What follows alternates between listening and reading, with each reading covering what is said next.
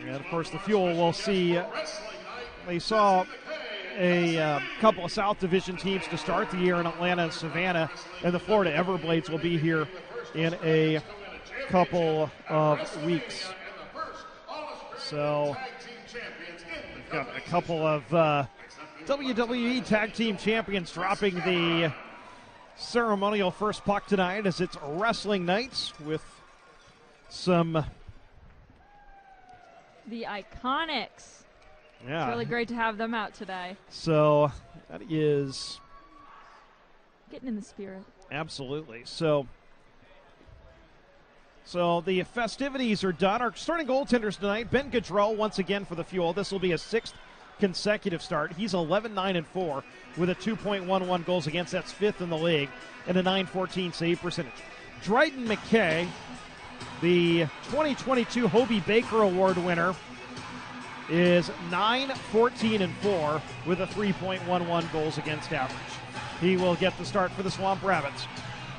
Indy is wearing the black sweaters as we're past the jersey reversal date in the ECHL. They're black alternates with nitro on the front, inside, an Indy Fuel hockey roundel with mostly gold trim letters and numbers and black pants.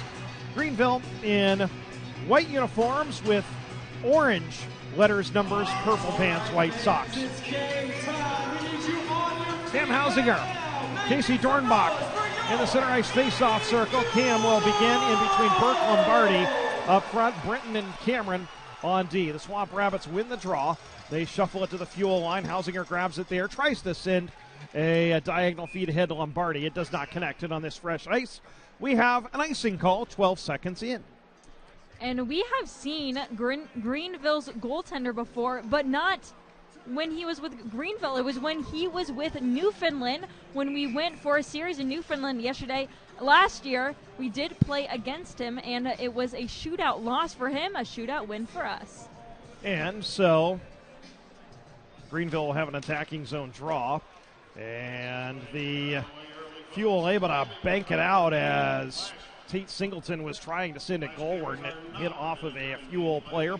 So the Swamp Rabbits will pick it up behind their own net, starting the breakout. Drew Krebs up the far side, spinning off of a check is Savoy into the right wing corner. He delivers a check. Singleton looks to center, but that's picked off by Kevin Lombardi. He's going to skate it out the other way. Gains the red line and then flips it in behind the Greenville net. Maksimovic takes a big hit, and Dornbach picks up the puck for the Swamp Rabbits. His pass across to Singleton was behind him, picked off of the line by Lemos. Feeds Maksimovic right circle, back diagonal to the point for a one-timer deflected on goal. Save made by McKay. Maksimovic tries to feed it into the slot for Lemos, a little too far for him as he was poked as he was trying to make the pass. Parker Berg has it for Greenville, outlets to Singleton. High flip to the Fuel line, and the Swamp Rabbits will go for a change. Colin Bielik up the right side for Indy. Wires it in through both corners for William Provo along the left wing boards. Banks it up to the point, having trouble handling it is C.J. McGee, but he's able to get it in deep and let the forecheck go to work. Behind his own net for Greenville is Chandler Romeo. John Martin in on the forecheck as the Swamp Rabbits feed it in deep. Gaudreau behind his own net plays over to the far boards, open wing. Provo grabs it there. He'll retreat back behind his own net for the Fuel. Pop out the near side. Across his own line, and then has his pocket picked by Saint, and then Saint looked to center for Quinn Olson, but that was broken up by the Fuel, and they gained possession. Lucas Brenton, diagonal feed to Manderville through neutral ice. Up the left side looking for Provo, tried to one-hand it forward, but that's intercepted by Caleb Lawrence, the one NHL contracted player on this Greenville team. He contracted to their parent club, the LA Kings. Puck into the right wing corner in the Fuel end. And it's sent out to neutral ice by Bennett Stockdale. Back into the Greenville end. And man, Lawrence tips it into the Fuel zone. And no, he didn't. It's icing. 17:37 to go. In period number one, the Fuel with a lone shot on goal so far. We have no score. We saw today with Kyle Maksimovic being back for the Fuel that he is now back alongside Colin Bielik and Brian Lemos. Remember, at the beginning of the season, that line was struggling quite a bit. That was one of the lines that, you know, they have a lot of potential, but they just weren't clicking. And now that they're back together, things are finally starting to click again. Fuel win the attacking zone draw. Cameron has it at the right point. Cycles it through both corners to Brenton. Chips it in behind the net. And Greenville gains possession. Fawcett is being checked by Lemos. The puck comes along the goal line and is taken out of harm's way by Flynn of Greenville, right in front of his own net. Lemos into the forecheck. Flynn drops it off for his D partner, Krebs. Back D to Flynn. And he'll skate it out as the Fuel are in the midst of a change. Headmans to Young. Redirects it in behind the Fuel goal.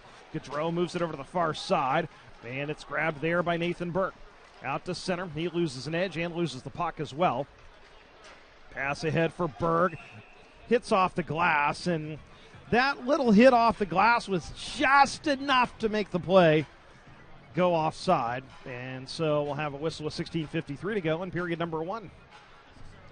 We have been seeing this, not too much of a choppy game, but we've been seeing some momentum, some really fast pace from the Swamp Rabbits and kind of challenging the Fuel because the Fuel, they're kind of without some of their quickest players.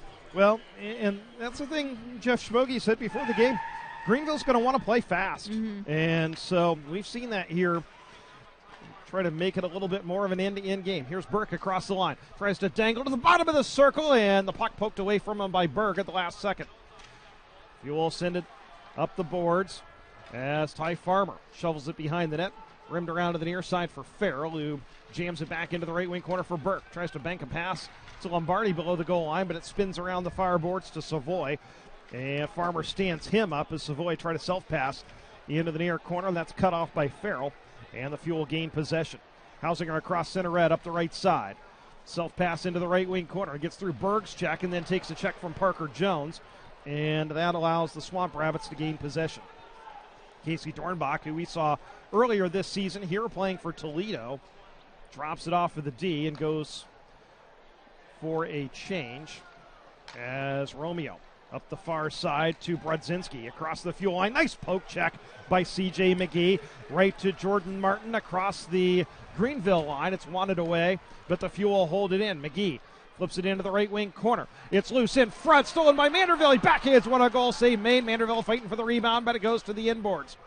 He grabs it in the right wing corner, trying to shake free from Freeman, but his pass for Martin a little too far, picked off by Freeman, and outletted to center. Nick Grima knocked it out of midair, out at neutral ice, and William Provo feeds it back into the right wing corner in the Greenville end. Swamp Rabbits get to it. Olsen's pass blocked by Lemos, but comes right back to him. Freeman rink wide through the neutral zone for Brodzinski.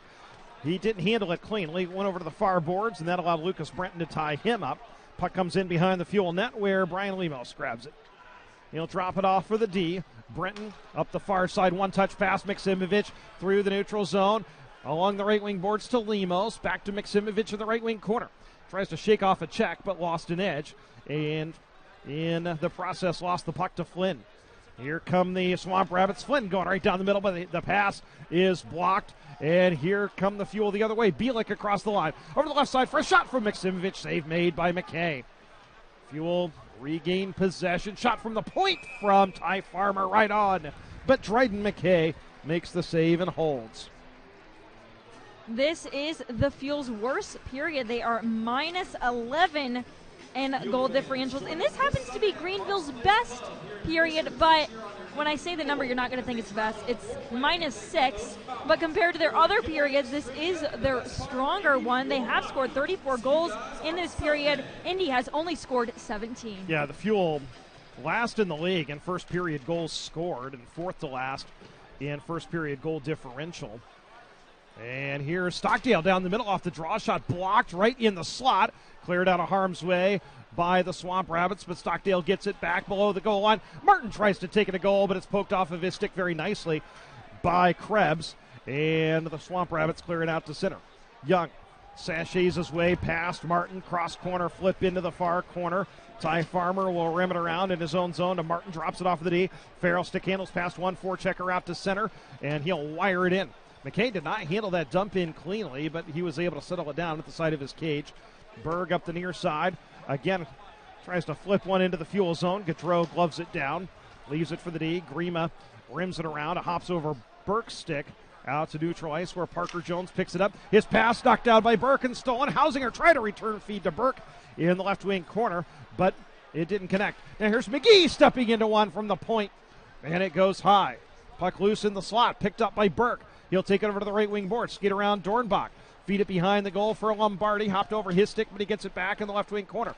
Sends it up the boards for Burke. He's tied up, and Greenville gains possession as Casey Dornbach was able to outlet it. Savoy up the far side. Jams it toward the goal. It's poke checked by Grima over to the end boards. Rimmed around to Burke. Romeo ties him up in the right wing. 13 minutes to go, first period. Shots 4-1 in favor of the Fuel. We have no score. Six-man puck battle in the far corner, and the Fuel in. Finally squirts free. Lombardi jams it. It's taken by Singleton. Sent up to the point, Romeo.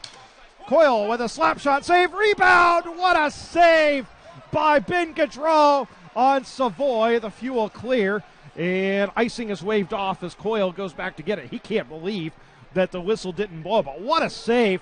The initial shot was blocked in front.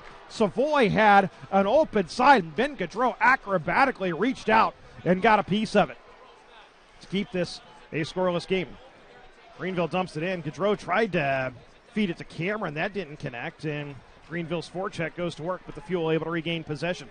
Brenton across the logo at center. Flips it into the right wing corner, and it rims behind the net. McKay moves it to the D, and Coyle flips it out to center. Glove down by Bredzinski up the far side, and taking a hit and losing the puck was Quinn Olsen. Here come the Fuel the other way. Manderville along the right wing. Headbands to Provo. He'll fire one over the net from center ice. Flynn grabs it off the end boards for Greenville.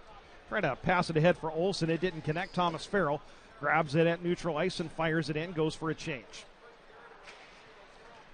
And the Swamp Rabbits send it forward. Lawrence along the goal line. Sends it in front. Control with a save on a redirection.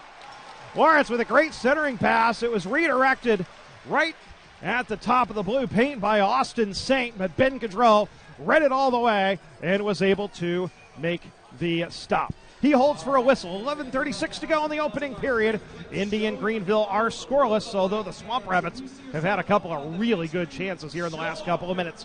This is Indy Fuel Hockey. Fuel fans, don't let plumbing problems freeze you out this winter. Control Tech has been your trusted home comfort team for more than 40 years, offering heating, cooling, and plumbing solutions. Right now, get $50 off any plumbing service when you mention the Indy Fuel. Call Control Tech at 317-873-3737 today and reboot your home comfort. Want to enjoy Indy Fuel Hockey on your schedule? Get your 12-game flex pack now. For one low price, you can save and get tickets to your choice of 12 Indy Fuel games this season at the Fishers Event Center. You get better seats and the best service with your 12-game flex pack.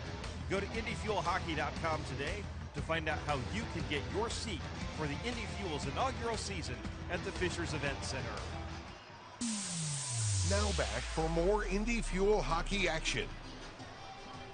We're in the first period here at the Fishers Event Center, the Indy Fuel. And Greenville Swamp Rabbits are scoreless. Just over 11 minutes to go into the opening frame.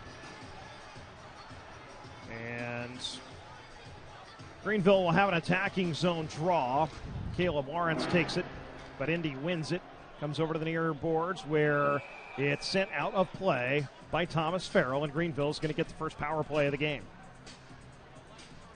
So, go ahead. In the previous game against the Swamp Rabbits, the power play was kind of the difference maker in the game with the 2 goals. The 1 goal was scored at there's 39 seconds into the third period on the power play for the Swamp Rabbits. Then they scored 2 minutes after, so that power play kind of generated momentum for them. But both teams only had 1 penalty the entire game, so kind of just shows, and we've seen this with the Fuel a lot, every penalty matters, and we've seen the penalty and the PK be the difference maker in these home games. You know, the Fuel's penalty kill has been very good of late. Over the last 13 games, 88.9%. That's actually about what they are for the season. That's exactly what they are for the season. But the Swamp Rabbits they've struggled to score, but they've been good on the power play. However, Brian Lemus breaks up a drop pass. 1-on-1 across the line. Maybe a 2-on-1 short hit. It shoots. Scores! Brian Lemos, a short-handed goal, and the Fuel lead it 1-0 as he intercepted a drop pass along the near boards, took it in. There was a player filling the center lane, but he was able to beat McKay clean on the stick side. The Fuel lead it 1-0. That was my key to the game in the pregame show today. Greenville is last in the league for shorthanded goals with now 12. And Brian Lemos, having that veteran experience, that's his 4th goal of the year, his first shorthanded goal of the season on a very quick, just 14 seconds into the PK. And so, the Fuel with a shorty to take the lead. Now Greenville still on the power play. That goal was unassisted. Time was at 8:43.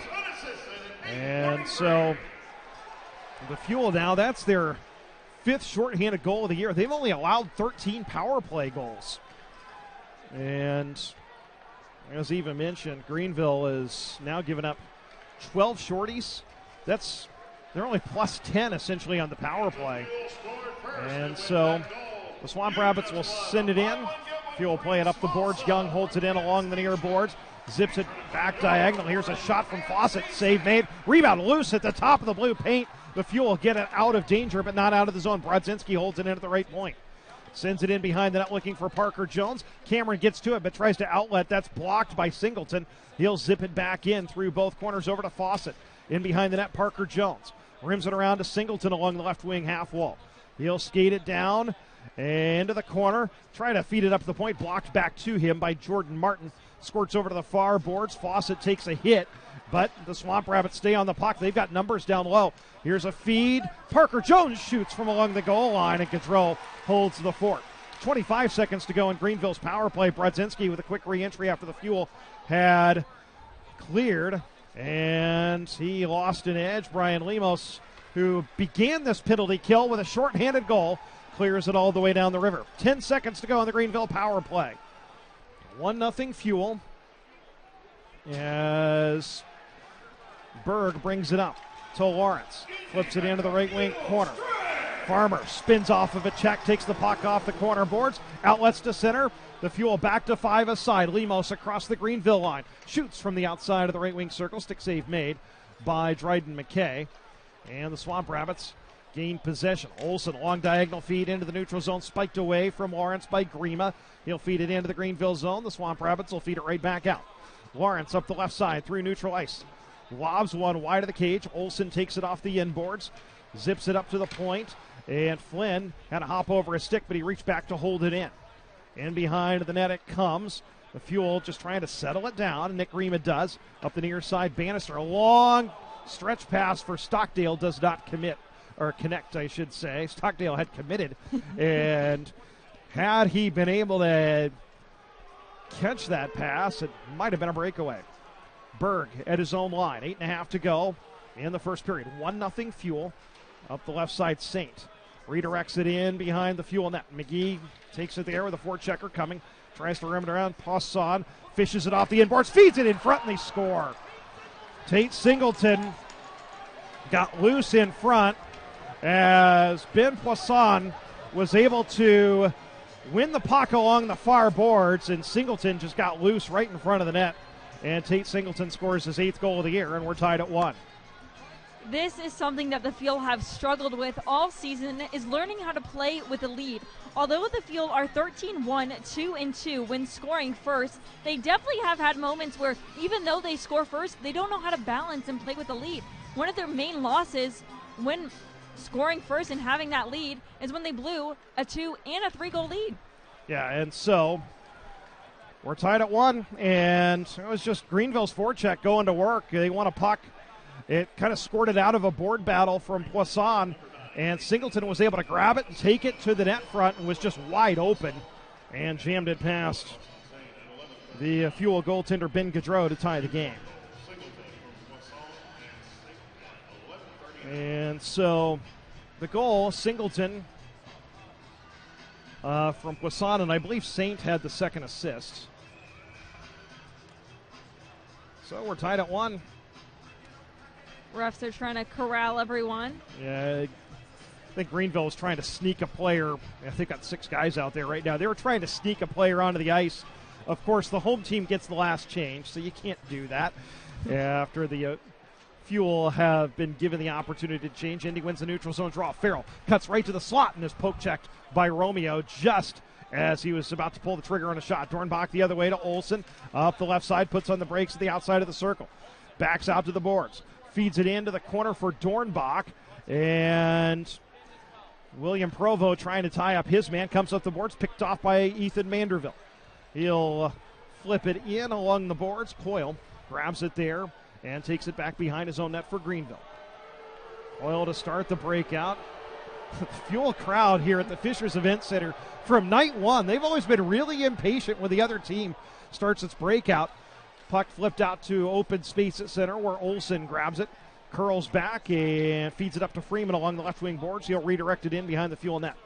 Brenton around to the far side. Burke, nice short pass to Lemos through the neutral zone. Lemos across the line. He's triangle to stayed on the puck, fed it in front, but it's picked off by Drew Krebs of the Swamp Rabbits. Well, breaking out the far side, Brodzinski cuts through the middle and backhands it into the left wing corner of the Fuel end. Greenville goes for a change. And boy, the Fuel nearly turned it over right in front of their own net. Chris Cameron missed stick handled in his own crease, and Ben Gaudreau had to step out and fire that puck out to center ice to avert danger. And the Fuel can't clear. Krebs to Lawrence along the goal line. Shoots from a sharp angle and hit the outside of the cage. Chris Cameron out to Bielik. Knifes it out to neutral ice. Grabbed there by Flynn. Greenville looking for a quick re-entry. It wasn't there, so Lawrence will cut all the way across the ice. Feed Saint posted up at the right boards and in behind the net. It's loose. Centering pass broken up by Brenton back behind the goal. Fuel feed it up to the point but not out. Held in by Berg. Over to Krebs. Top of the left wing circle. Feeds it below the goal line. Picked off by Cameron. Sends it out to open ice in his own defensive zone. Burke was able to take a hit and move the puck out to center while doing so. And Berg grabs it. Solo rush as his teammates are changing behind the play. Rims it in. Poisson able to deliver a hit on Hausinger. That allows the Swamp Rabbits to briefly take the puck, but the Fuel will get it back. Lombardi, rink-wide pass to Hausinger across the line. Drops it for Lombardi, and the play is offside. A promising rush for the Fuel, but that last drop pass came just across the blue line, and then Lombardi brought it back in. 5:46 to go in the opening period. The Fuel and Greenville are tied at 1. This is Indy Fuel Hockey. When you're dealing with a sports injury, getting back out there is the first thing on your mind. We know the feeling. Our sports medicine team cares for thousands of student athletes across central Indiana. In addition to physicians and athletic trainers, you'll have access to experts in physical therapy, imaging, and more. And with convenient locations near you, we help make healing as simple as possible. Learn more at ecommunity.com/sports. Community Health Network. Exceptional care, simply delivered.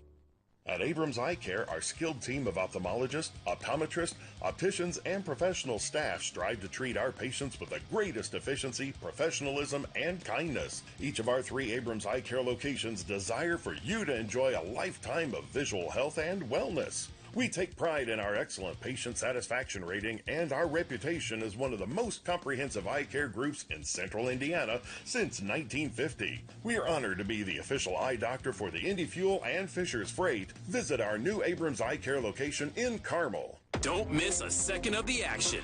This is Indy Fuel Hockey. The Indy Fuel and Greenville Swamp Rabbits tied at 1 with 5:46 to go into the opening period. Brian Lemos scores shorthanded for the Fuel. Tate Singleton answers for Greenville. He's now got a 3-game scoring streak going. Shots 5 apiece. And the Fuel win a neutral zone draw as we return to action. As Manderville tries to knock it out of midair, but Young takes it. Just brings it all the way up the left wing boards into the corner, into the Fuel zone. Absorbs a hit. McGee grabs the puck. Rima takes a hit, moves it to Provo, who stick handles out of harm's way. Feeds it ahead to McGee. Defenseman joining the rush into the Greenville zone. Outside of the circle. Shot blocked by Berg behind the net. And it's taken out. Now here's a feed to Young. He's got a step on the D. Partial break. He scores.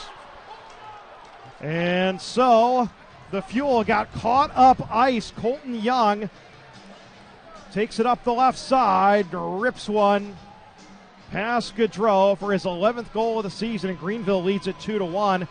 And that was the case there. The Fuel had full possession in the attacking zone, took a shot. The puck took a lively carob off the inboards, and the defenseman on the left side backed off to, instead of attacking the puck, he backed off to try to prevent an on-man rush. And unfortunately, what he did was he conceded possession, but the defenseman on the other side had not backed off, and Young had all kinds of ice. And so now the Fuel are going to have to play from behind. And now here's a feed in front for Hausinger. Couldn't get a shot goalward.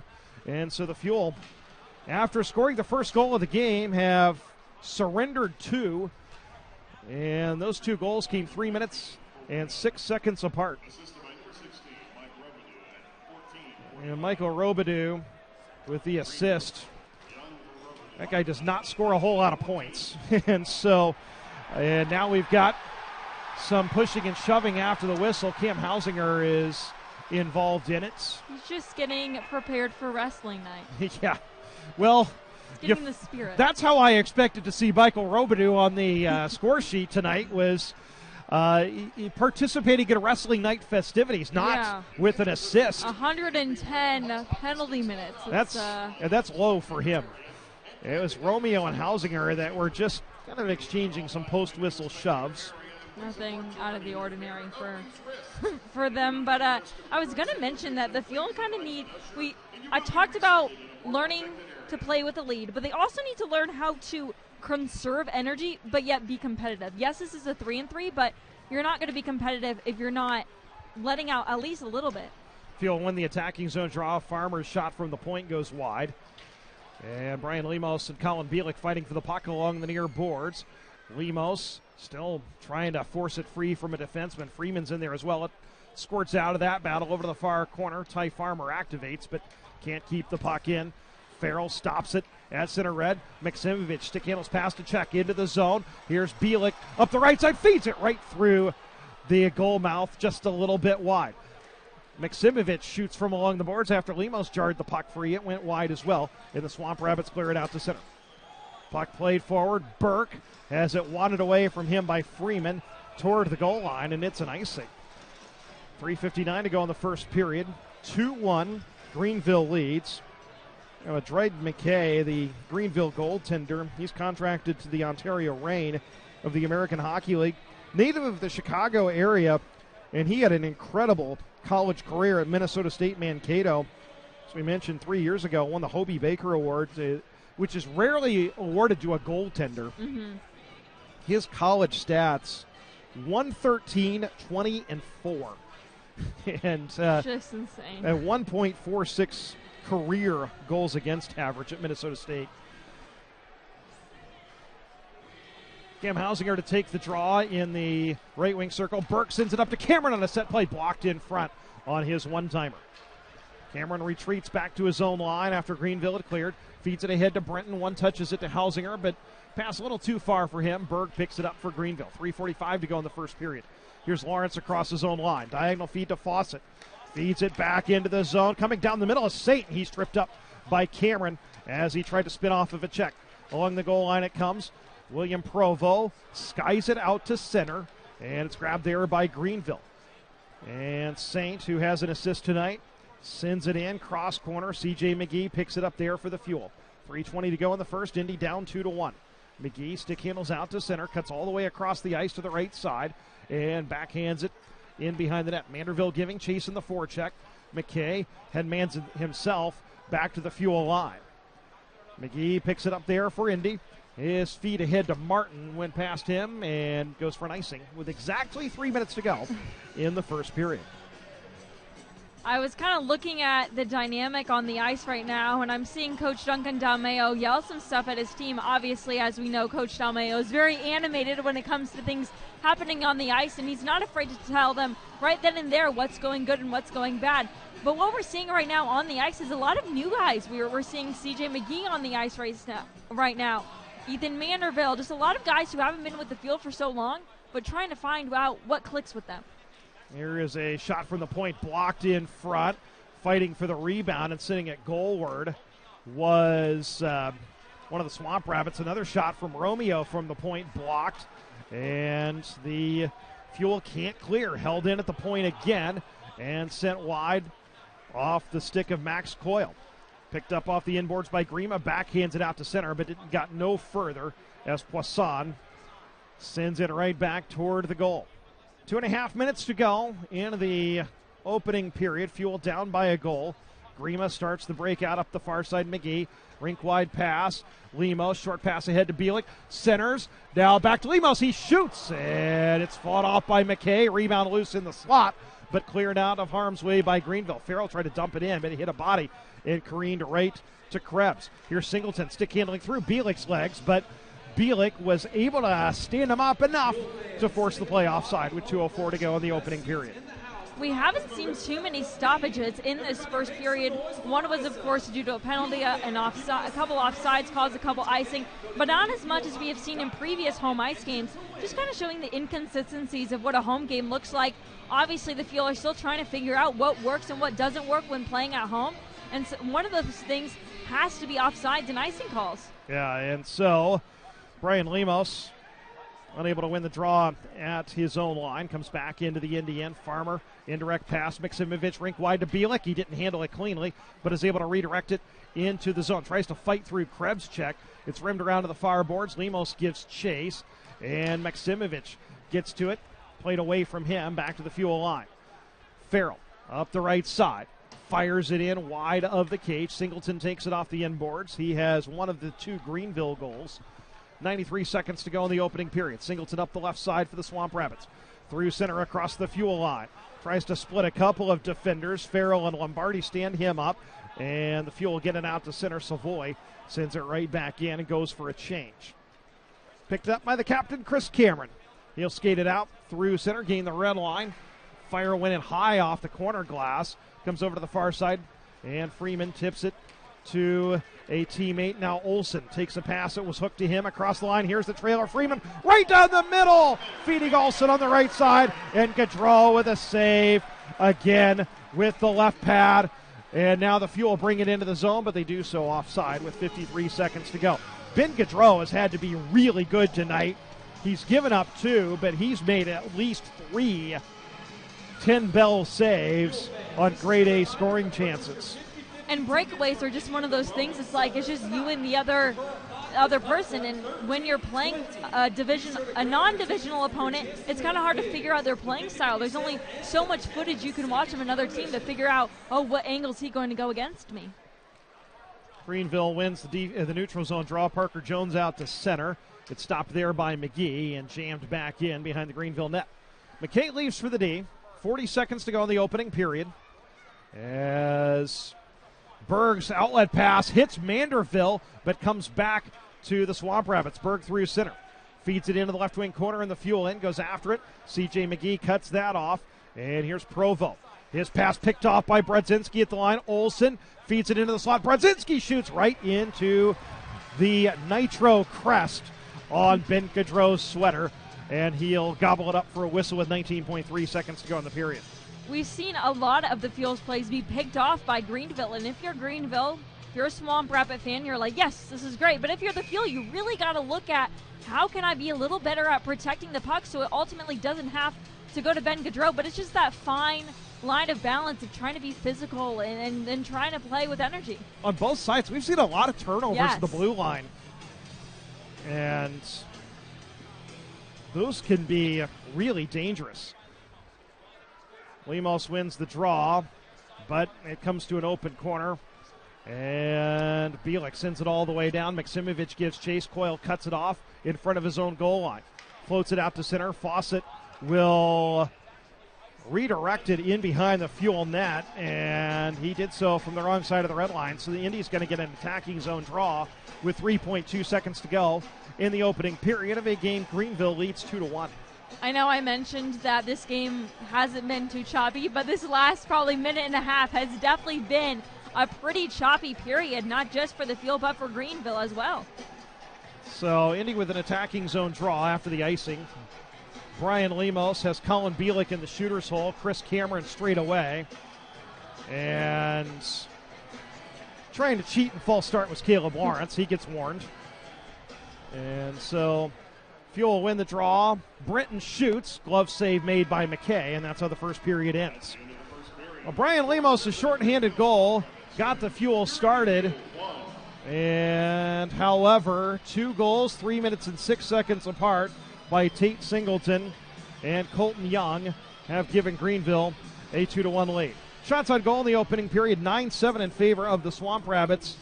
Greenville had the lone power play of the period, but the Fuel had the lone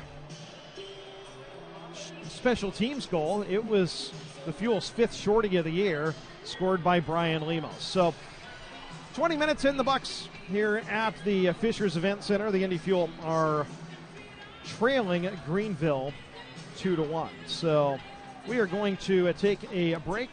Eve and I will be back with our first intermission show right after this. This is Indy Fuel Hockey. Dr. David Moody and Dr. Kevin Boyd with Gallagher Chiropractic Group are the official chiropractors for the Indy Fuel. With multiple professionals and decades of experience, we are able to offer a level of expertise and knowledge that is world class. Our office provides chiropractic, nutrition, decompression therapy, and massage therapy. To schedule an appointment, contact us today by phone or text at 317-571-1480 or GallagherChiroGroup.com. Fuel fans, don't let plumbing problems freeze you out this winter. Control Tech has been your trusted home comfort team for more than 40 years, offering heating, cooling, and plumbing solutions. Right now, get $50 off any plumbing service when you mention the Indy Fuel. Call Control Tech at 317-873-3737 today and reboot your home comfort. Now back for more Indy Fuel Hockey. First intermission here at the Fishers Event Center. The Indy Fuel are trailing the Greenville Swamp Rabbits 2-1 through 20 minutes. And we're pleased to be joined in the booth here in the first intermission by Darren Veach.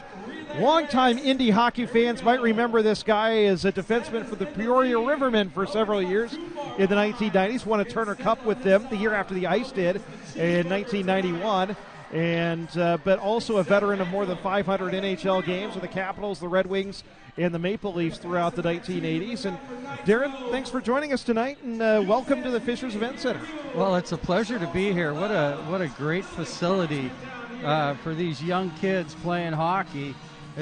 There's nothing better than this. Yeah, and you think about some of the barns you played in. Obviously, you called Maple Leaf Gardens home. Called some, at the time, newer buildings like the Cap Center and Joe Louis Arena. But just think of the amenities the guys have now compared to what you had when you played. The facilities are so much better, but they have to grow along with the sport, especially the way that these kids train these days, and so you have to have it within the facility in order for them to take advantage of all that they have handed.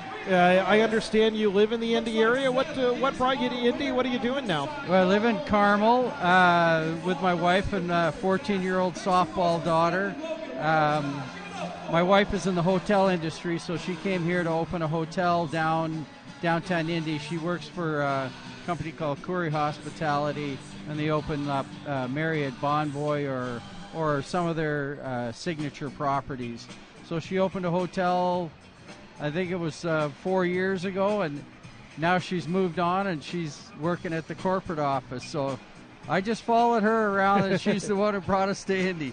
That's wonderful. And as you've been here, what is kind of your impression of the hockey scene here in Central Indiana? And it's obviously growing, but and the Indy Fuel a big part of that. It's always been when I was playing in the ECHL and coming and playing at the fairgrounds, there was always a good hockey community. Yeah. And it seems to me like moving out here to Fishers to this facility has really helped develop and have these young kids get involved in hockey and make it more approachable. And talk a little bit about your journey. You, the number 5 pick overall in the 1980 NHL draft, had a number of years with the Capitals, and And just kind of describe that early part of your career. You played with some really, really good teams in Washington with Mike Gartner and Rod Langway and some really, really good players. We were always close. When we made the trade for Langway, Englum, I think it was Dougie Jarvis and Craig Laughlin, it kind of turned our franchise around. But our one nemesis was the Islanders. We could never get past the Islanders.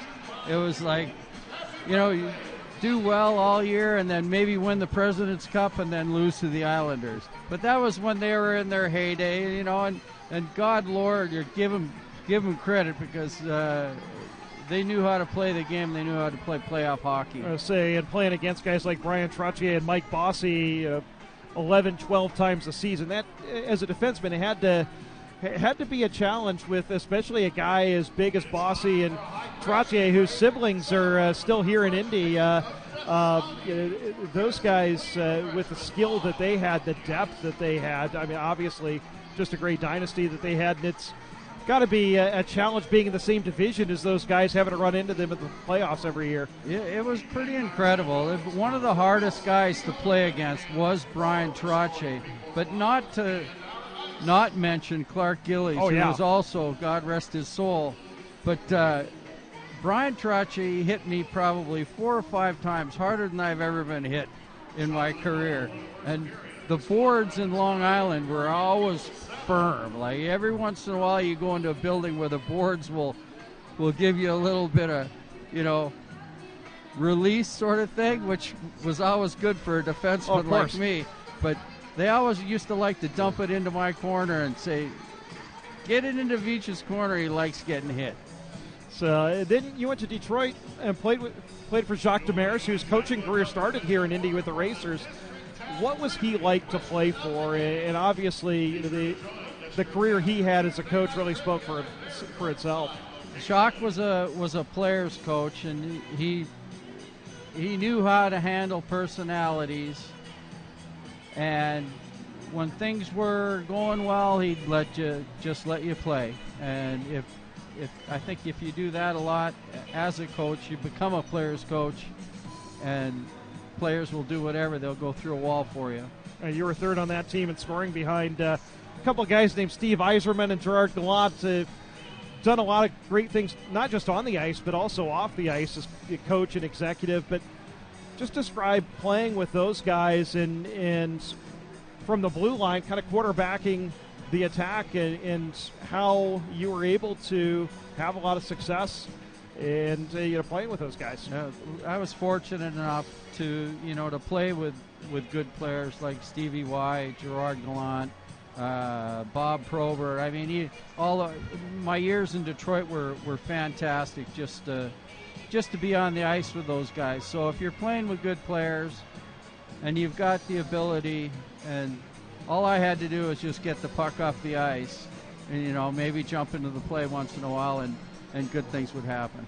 Who was the best D partner you ever played with? I'm going to have to say Dave Lewis, but, no, I can't say that. I mean, there's a couple. I played with Scott Stevens. I played with Rod Langway. But Dave Lewis, who he was the coach for the Red Wings for a little while. But anyway, he was my D partner there. He says, Veachy, I don't like the puck. He says, as soon as the puck comes to me, it's coming to you, and then you got to do something with it. So it was enjoyable to play with him. He was a great defenseman, and I took care of the offensive side of the that's kind of nice chemistry where you can be a puck mover, he can be a stay-at-home guy, and you guys really can complement each other. Yeah, without a doubt. It was a joy. I mean, we got to the semifinals 2 years in a row with Detroit. We couldn't get past the Oilers, but nonetheless, it was a great experience to be able to play with players of that ability. And then a couple of years in Toronto. Just describe what it's like to play in that city. I know Eddie Olczyk was one of your teammates. He's been in our booth a few times. His son did games with us for a few years. But just what was it like to play in Toronto in that spotlight in a way the epicenter of pro hockey? Well, certainly as a Canadian kid, you'd like to play for the Maple Leafs or the Montreal Canadiens, but for me to be able to play for the Leafs and be in that environment you're under a microscope every day. So it's if you're doing something wrong, somebody's going to find out about it real quick. But it was, as a Canadian kid, to be able to play in Toronto was a great experience. And after your NHL career was finished, you played a number of years in the minor leagues, as we mentioned, 6 years in the IHL, mostly with Peoria, and then you finished your career in the West Coast League. What was it that just love of the game and also an opportunity to maybe mentor some of those younger players coming up? Well, when I moved out west, I took the job as actually as a coach, but then the general manager talked me into, maybe getting back into shape and start playing again. So, and it was the funnest thing for me to be able to do, to be able to show these young kids actually, how to play the game, teach them defense, show them how to, develop into maybe an offensive player. It was a great experience for me to be able to do something like that. Well, Darren, thank you so much for joining us, and enjoy the rest of your night here. Well, thank you so much. I appreciate you having me. It's Darren Veach, a veteran of over 500 NHL games, joining us in our first intermission. We're going to take another break, come back with more of our intermission show. The Indy Fuel trailing Greenville 2-1. This is Indy Fuel Hockey. Otolaryngology Associates LLC is one of the largest private practice ear, nose, and throat groups in the United States, with 13 convenient locations throughout Indiana in Indianapolis, Greencastle, Greenfield, Kokomo, Noblesville, and Carmel. With more than 20 years of experience, Dr. Biggerstaff has used his surgical skills performing thousands of complex cosmetic and reconstruction cases, including rhinoplasty, neck lift, facelift, facial implants, otoplasty, hair restoration surgeries, as well as extensive experience with thyroid and parathyroid surgeries. Season tickets for the Indy Fuel's inaugural season at the Fishers Event Center are on sale now. Be there for all of the exciting action with a full season plan. You get a guaranteed seat location for all 36 home games, exclusive season ticket holder events, discounts on fuel merchandise, and the lowest price per ticket. You can also pair your Indy Fuel season tickets with Fisher's Freight season tickets. Visit IndyFuelHockey.com today or email tickets at IndyFuelHockey.com to get in on all the action.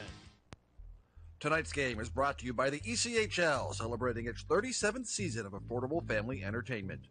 The ECHL would like to recognize the following league sponsors: AMI Graphics, exclusive signage provider; Athletic Knit, official jersey supplier; Barron Rings, official championship ring supplier; Bellevue University, official higher education partner; BFL Canada Insurance and Sutton Special Risk, sponsors of the 2025 ECHL Hall of Fame induction ceremony; Dash, official mobile auction platform; The Fairley Group, official commercial insurance provider; Flow Sports, exclusive streaming provider; Hotel Planner, official hotel reservations partner; Howie's Hockey Tape, exclusive hockey tape and lace provider; In Glasgow, exclusive puck provider; Prolific One, exclusive secondary ticketing partner; and Warrior, exclusive on-ice equipment provider and title sponsor of the 2025 ECHL Hockey Heritage Weekend. Catch all of the ECHL action live in high definition by logging on to FloHockey.tv. This is Indy Fuel Hockey.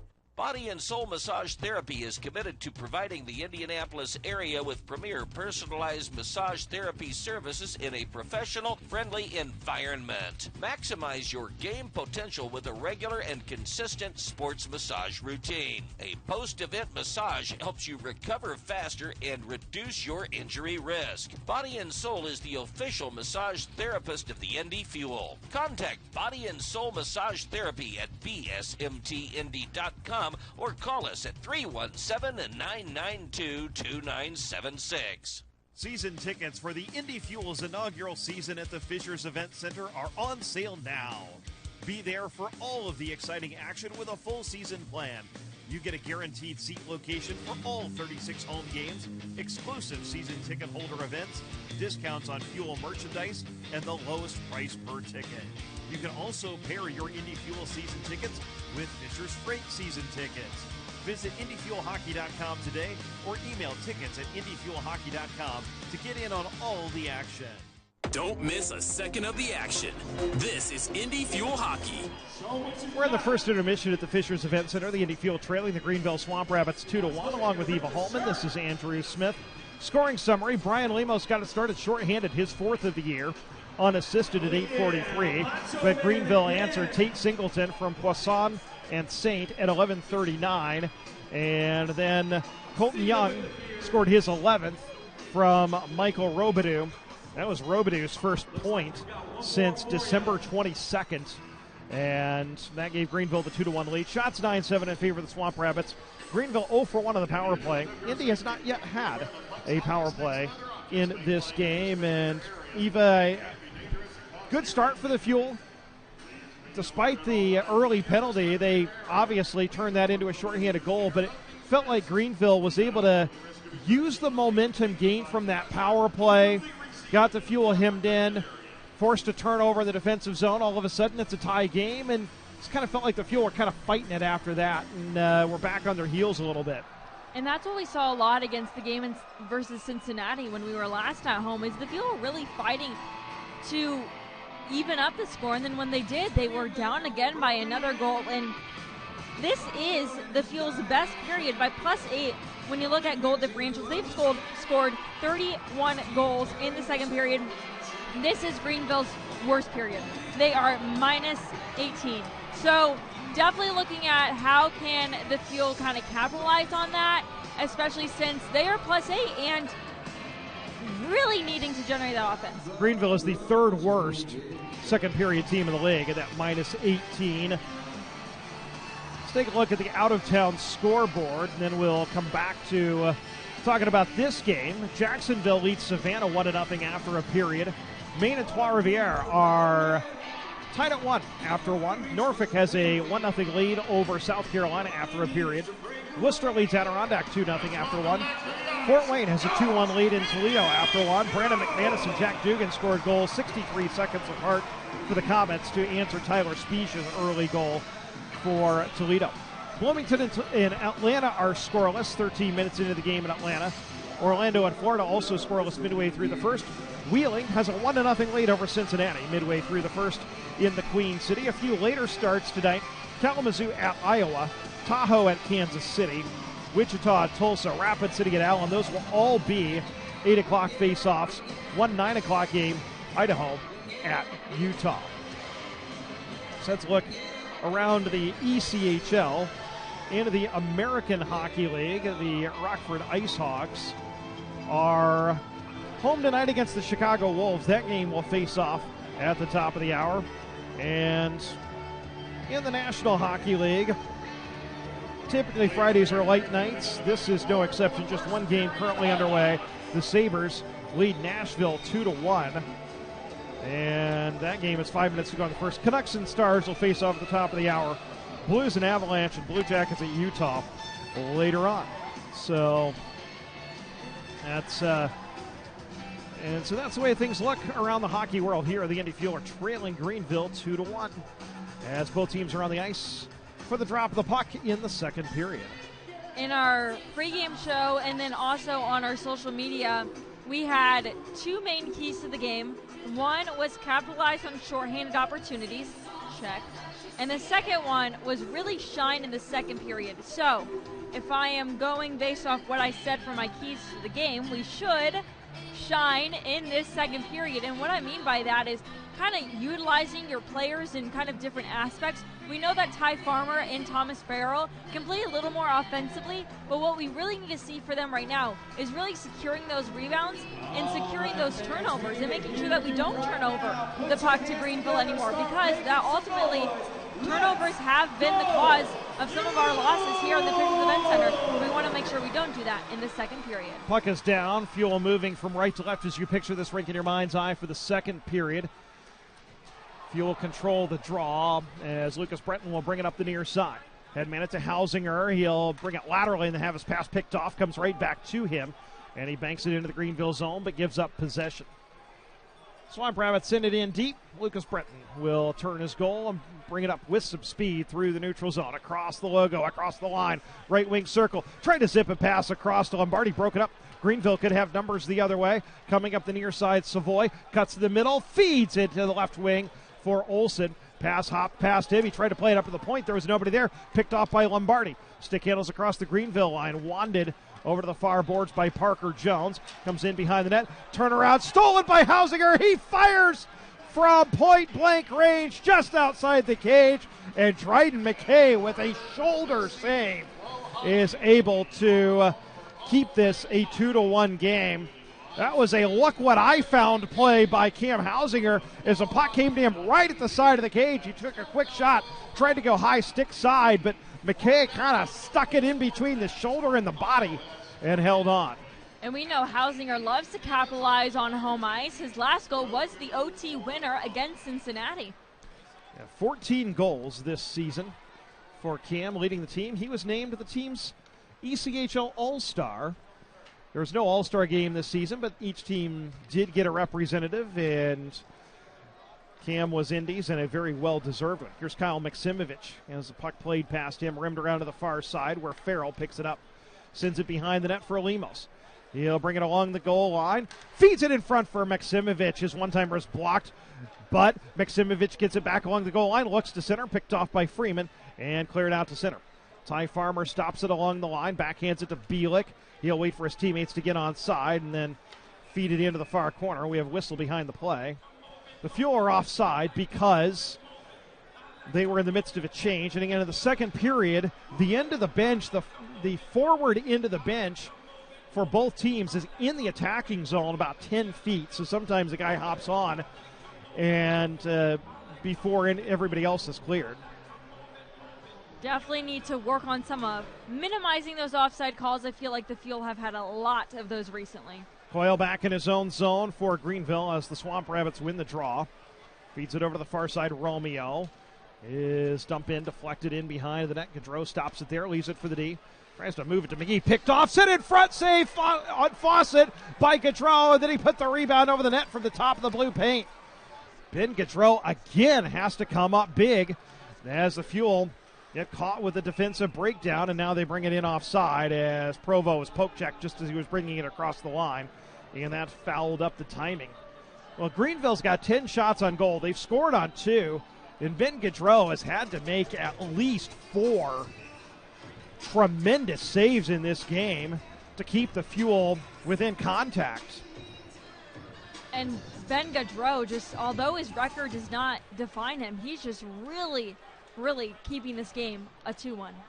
Fuel win the neutral zone draw, rimmed around through both corners. Lemos tries to get to it, played up to the point and out. Now a foot race back into the Fuel zone. Going to be won by Poisson. He looks to center, but the pass is behind his intended target. Robidoux picked up by Lemos across the Greenville line, up the left side. Backhands one right through the top of the crease. Stockdale up to the point. Shot deflected wide. Battling for it below the goal line is Bannister. He'll have it in the right wing corner. He's checked hard by Romeo. The puck jarred free. Lemos battling for it in the left wing corner. It squirts to Poisson for Greenville. He'll send it to an open wing. Picked off by Cameron. His shot deflected on goal. Bannister got the redirection, but it went just wide. And the Swamp Rabbits gain possession. Young rink wide to Robidoux, who'll flip it into the Fuel end. Bannister behind his own net to Chris Cameron. Headmans it to Burke. Fans on the feed ahead. Picked off by Greenville. Sent to an open wing in the Fuel zone where Flynn toe picks and goes hard into the inboards going after the puck. However, the Swamp Rabbits stay on it. Flynn back on his skates along the right wing half wall. Savoy looks to sit it across the seam, but it's picked off by Lombardi. His outlet pass knocked down by Singleton at neutral ice. He'll turn and flip it back in. Brenton chops at it and sends it out to center. Burke skates on it there. Gains center red and sends it in behind the net. McKay sends it back the direction it came. And Flynn takes a hit, but the puck moved up the boards. Stolen by the Fuel. They send it into the slot. Lombardi turnaround shot. Stick save made by McKay. Puck comes over to the far boards where Krebs takes a hit to move it to Singleton. The Fuel forecheck picking up its intensity, but Singleton's able to stick handle out to neutral ice. Up the right side, one hands it into the right wing corner. Farrell gets to it, sends it around to Maximovich. Rink wide pass taken off the boards by Farmer. Flips it to the Greenville line, looking for Maksimovic. It's poked away from him and back into the Fuel end. Foot race negates the icing. Freeman looks to center, and Olsen has it played away from him by Farrell into the corner boards. Olsen wins the puck battle, sends it up to the point for Parker Jones. Shot going wide, but gloved by Gaudreau, and he holds for a whistle. 15:33 to go, second period. Greenville leads it 2-1. Brian Lemos is short. He got the Fuel on the board. Singleton and Young answered 3:06 apart to give the Swamp Rabbits lead all in the first period. We saw in that last play, Ben Freeman try to do a screen on Ben Gaudreau, but one thing that Gaudreau has really improved on since the beginning of the season is kind of navigating those screens and looking at other avenues and trying to be aware of, I may be screened here, but where else could the puck go? Freeman to take the draw against Lemos in the right wing circle, won by the Swamp Rabbits. Parker Jones shoots hard wrist shot from the point that goes wide. Taken off the far boards by Bielik. His rink-wide pass from Maksimovic doesn't connect.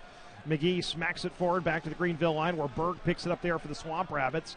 Sends it forward. Brodzinski tries to stick handle through a couple of players, turns it over. Maksimovic up the right side to Bielik across the Greenville line. Fans out to the boards. Working on Berg, who pokes it free, and the Swamp Rabbits gain possession. Freeman through center, 2-on-2. Feeds it into the right wing corner. Gaudreau will stop it behind his own net. His pass for Grima doesn't connect, but comes to Bielik. He'll headman it to Maksimovic right to the tape. Gains center red, backhands it in. The Fuel will get a change. We played just over 5 minutes in the second period. 2-1 Greenville. First of a 2-game series. Same two teams tomorrow night here at the Fishers Event Center. And here's a pass picked off at the Fuel line. Here comes Manderville up the right side. Shoots from along the goal line. Pad save made by McKay. Stockdale behind the net for Manderville. Tries to spin off a coils check. The puck comes out of that battle over to the far side where it's picked up by Greenville. However, Manderville with a steal along the goal lines. Couldn't quite get a shot off. Tracks it down along the near boards. Up to Britton. Shoots. Hits the crossbar with a wrist shot. And then Cameron holds it in. Fires it wide. Britton to Manderville. Between the legs pass for Martin, but he couldn't get the shot off. And Greenville gains possession. Clears it back into the Fuel end. This will have enough steam for icing. The whistle stops play with 14 minutes to go in the second period.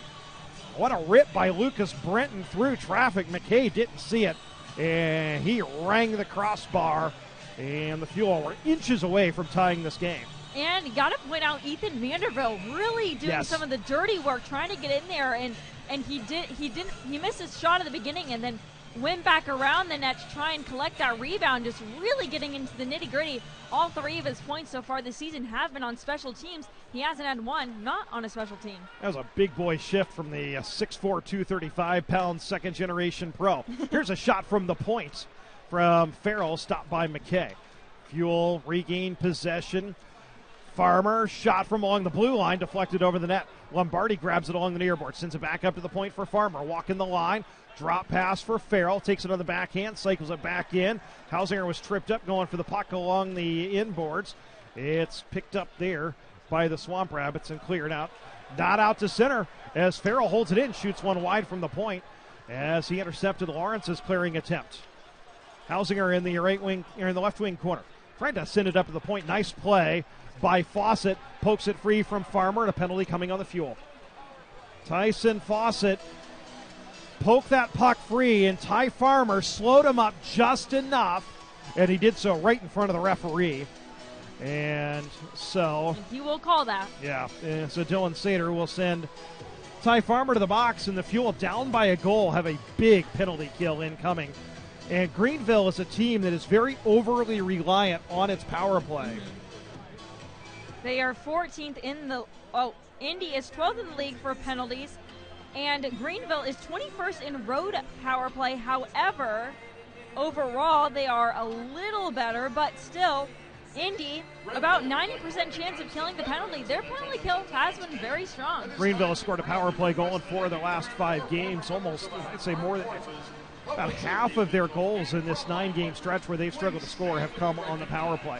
We'll tell you about that power play coming up after this Greenville leads at 2-1. This is Indy Fuel Hockey. Otolaryngology Associates, LLC is one of the largest private practice ear, nose, and throat groups in the United States. With 13 convenient locations throughout Indiana in Indianapolis, Greencastle, Greenfield, Kokomo, Noblesville, and Carmel. With more than 20 years of experience, Dr. Biggerstaff has used his surgical skills performing thousands of complex cosmetic and reconstruction cases, including rhinoplasty, neck lift, facelift, facial implants, otoplasty, hair restoration surgeries, as well as extensive experience with thyroid and parathyroid surgeries.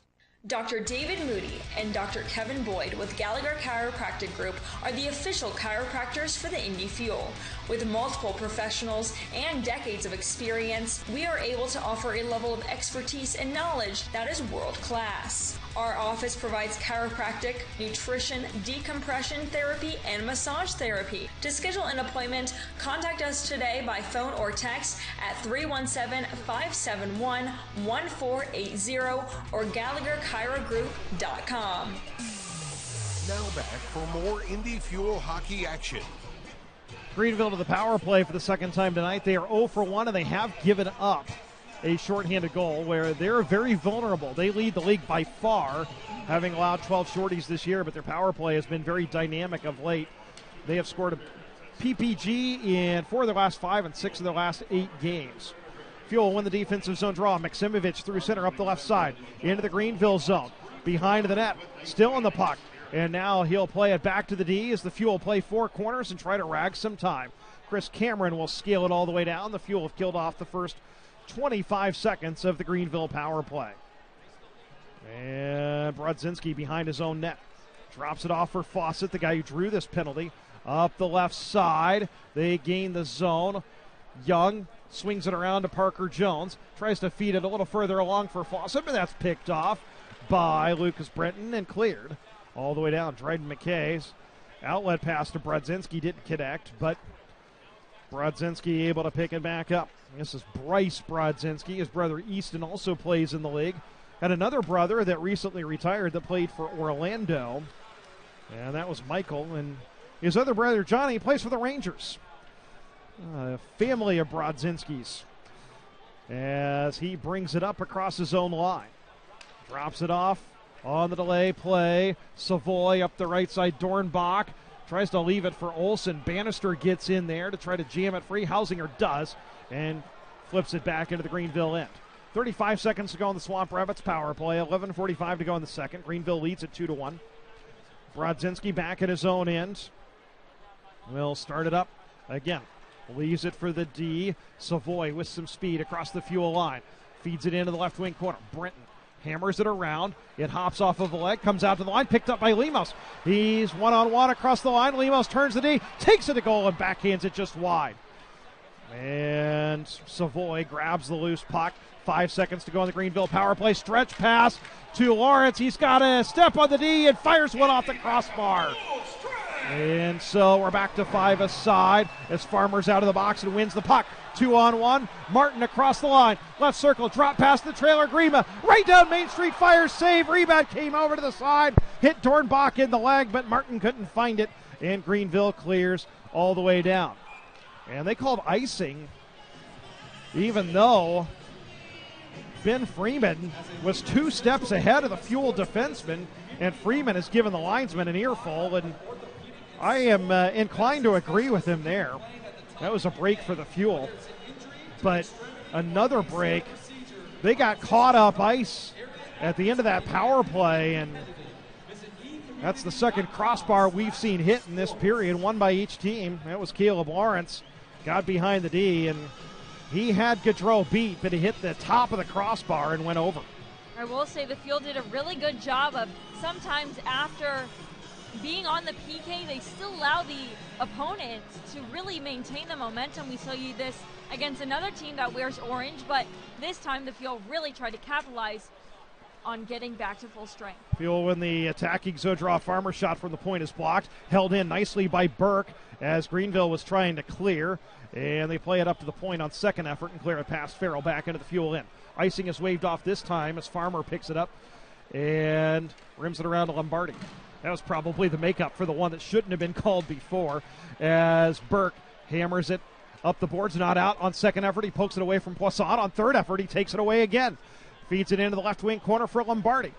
Spins off of a check. Lombardi tries to find the puck out of a battle. Moves it to Hausinger. Back diagonal to the point. Grima feeds it into the slot. It hopped over Lombardi's stick. Hausinger plays it up to the left point, and McGee couldn't hold it in. He'll have to race back to his own line. McGee across to Grima. As we hit the halfway point of the game, the Fuel trailing 2-1. Lemos curls back in his own zone. Headmans it to McGee. He'll scale it in. And over to the far side, Bielik absorbs a check. Maksimovic takes the puck, feeds it up to the point. Grima's shot, glove save through traffic by McKay. Bielik was setting the screen, and Drew Krebs took exception to that. And Krebs and Bielik exchanged some shoves after the whistle. We'll see if anything comes of this with 9:45 to go in the second period. All Bielik was doing there was setting a screen, and Krebs just took exception to it. There was no contact with the goalie or anything. Again, they just want to get in the festivities of wrestling night. They didn't get tickets to Rumble, what's happening in Lucas Oil, so they said, I'll just do it myself. Well, I guess we'll pay a bill here Yes. and say that's an Omnisource scrappy. That is, OmniSource is one of North America's largest processors, distributors, and managers of scrap and secondary metals, and they are founded here in Indiana. There's an OmniSource right by my house. Outstanding. So I And should give them some scrap. she is Eva Hallman. I am Andrew Smith. 9:45 to go in the second period. The Fuel trailing 2-1. As Brian Lemos taking an attacking zone draw, but it's won by Greenville. Parker Jones moves it around the near boards to Savoy, who's being tied up by Maksimovic. And the puck cleared back into the Fuel zone. Will this have enough steam for icing? It will. As that puck was hopping, skipping, and jumping and skittering toward the goal line, but it had enough English to get the icing whistle, so the Fuel will get an attacking zone draw. Go ahead, Eva. This part of the second period, we've seen a little more action from Nick Grima. You know, he is a defenseman, but he knows how to play offense very strong. And we only have 13 shots, and about over 5 of them have been done by defensemen. About 6. And Lemos tries to find the puck off of the attacking zone draw. Spikes it behind the net to Bielik. Trying to work free from Berg. Bielik brings it up the left wing boards. Jams it into the corner for Maksimovic. Plays it behind the net looking for Lemos. Picked off by the Swamp Rabbits. Savoy feeds it through center looking for Singleton. Cut off by Grima. Grima absorbing a check from Singleton. His pass for Maksimovic is errant and will go for an icing with 9:05 to go in period number 2. As we mentioned, this is it's game 2 of a 7-game road swing for Greenville. For the Fuel, they're going to be home a lot here coming up, as tomorrow night they'll play again. The Fuel will go to Fort Wayne on Sunday, and then the next 5 will be at home. Wheeling and Kansas City on the 7th and 8th, and then the 12th, 14th, and 15th against the Florida Everblades, the 3-time reigning Kelly Cup champions. That will definitely be an interesting matchup for sure. But we do have a specialty jersey night, and I know some of you have some superstitions about those. Swamp Rabbits win the draw. Shot from the point from Romeo blocked. Comes back to him. He skates in, then backs it out. And it's sent wide of the cage. Olsen trying to grab it. Poked away from him, but he gets it back. Leaves it for Coyle. Activating. Centering pass. Hopped off his stick. And Lemos takes it behind his own goal. Jams it around to the far side. Bielik flips it out to center, looking for Maksimovic. He couldn't glove it down. Olsen does, and leaves it for the D. Fuel will get a change as we tick down to 8.5 to go. No scoring in the second period. Greenville leads at 2-1. Coyle takes a rink-wide feed. Headmans it to the Fuel line for Lawrence, and he redirects it up the near boards. Cameron tries to feed it out and does. Manderville goes after it at center, but it's poked past him and rolls into the far corner of the Fuel end. Greenville had to tag up as Cameron takes the puck up the far side for Jordan Martin. Gets all the way across the ice to the left side, shoots, and has a shot blocked wide of the cage. Maksimovic behind the goal for Martin. Trying to spin off a check, feeds it into the left wing corner for Stockdale. Up to the left point, Brenton. Shot blocked by Fawcett. Back to the Fuel line. Lucas Brenton grabs it there. Right to the tape of Martin through center. He'll feed it into the left wing corner. Cut off there by Flynn of Greenville. and sent around to the diminutive Tyson Fawcett. Their elder statesman, he's played over 400 ECHL games. Here's Saint across the line, fires from along the right wing boards, blocker save, Gaudreau. Fuel tried to spin it ahead in transition, but the pass was a little too far for Stockdale, and he one-handed it into the zone, but to a Swamp Rabbit. Saint back into the Fuel end. DePoisson outside of the circle, shoots through traffic, and a pad save made by Gaudreau. Here comes Hausinger the other way. Aerial feed for Lombardi. He tries to pick it up. He's can opener down the left wing boards. Crowd wants a penalty, none forthcoming.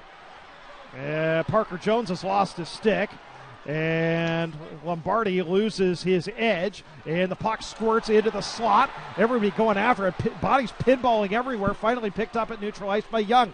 Drop pass for Berg, back across to Young, back across to Berg, and Farrell was able to get a stick in there and break it up. Robidoux shoots it wide from along the far boards. Parker Jones in behind the goal looking for a teammate, but Farrell's able to break that up and force it away from Young. Lombardi backhands it out to center just to relieve the pressure as Greenville with a little bit of a surge. 6.5 to go. The crowd is letting the guys with the orange armbands know they don't like the way they have been calling this game. Singleton shoots from the top of the circle, blocked. The puck loose in the slot. Turnaround shot from a falling Robidoux is turned aside.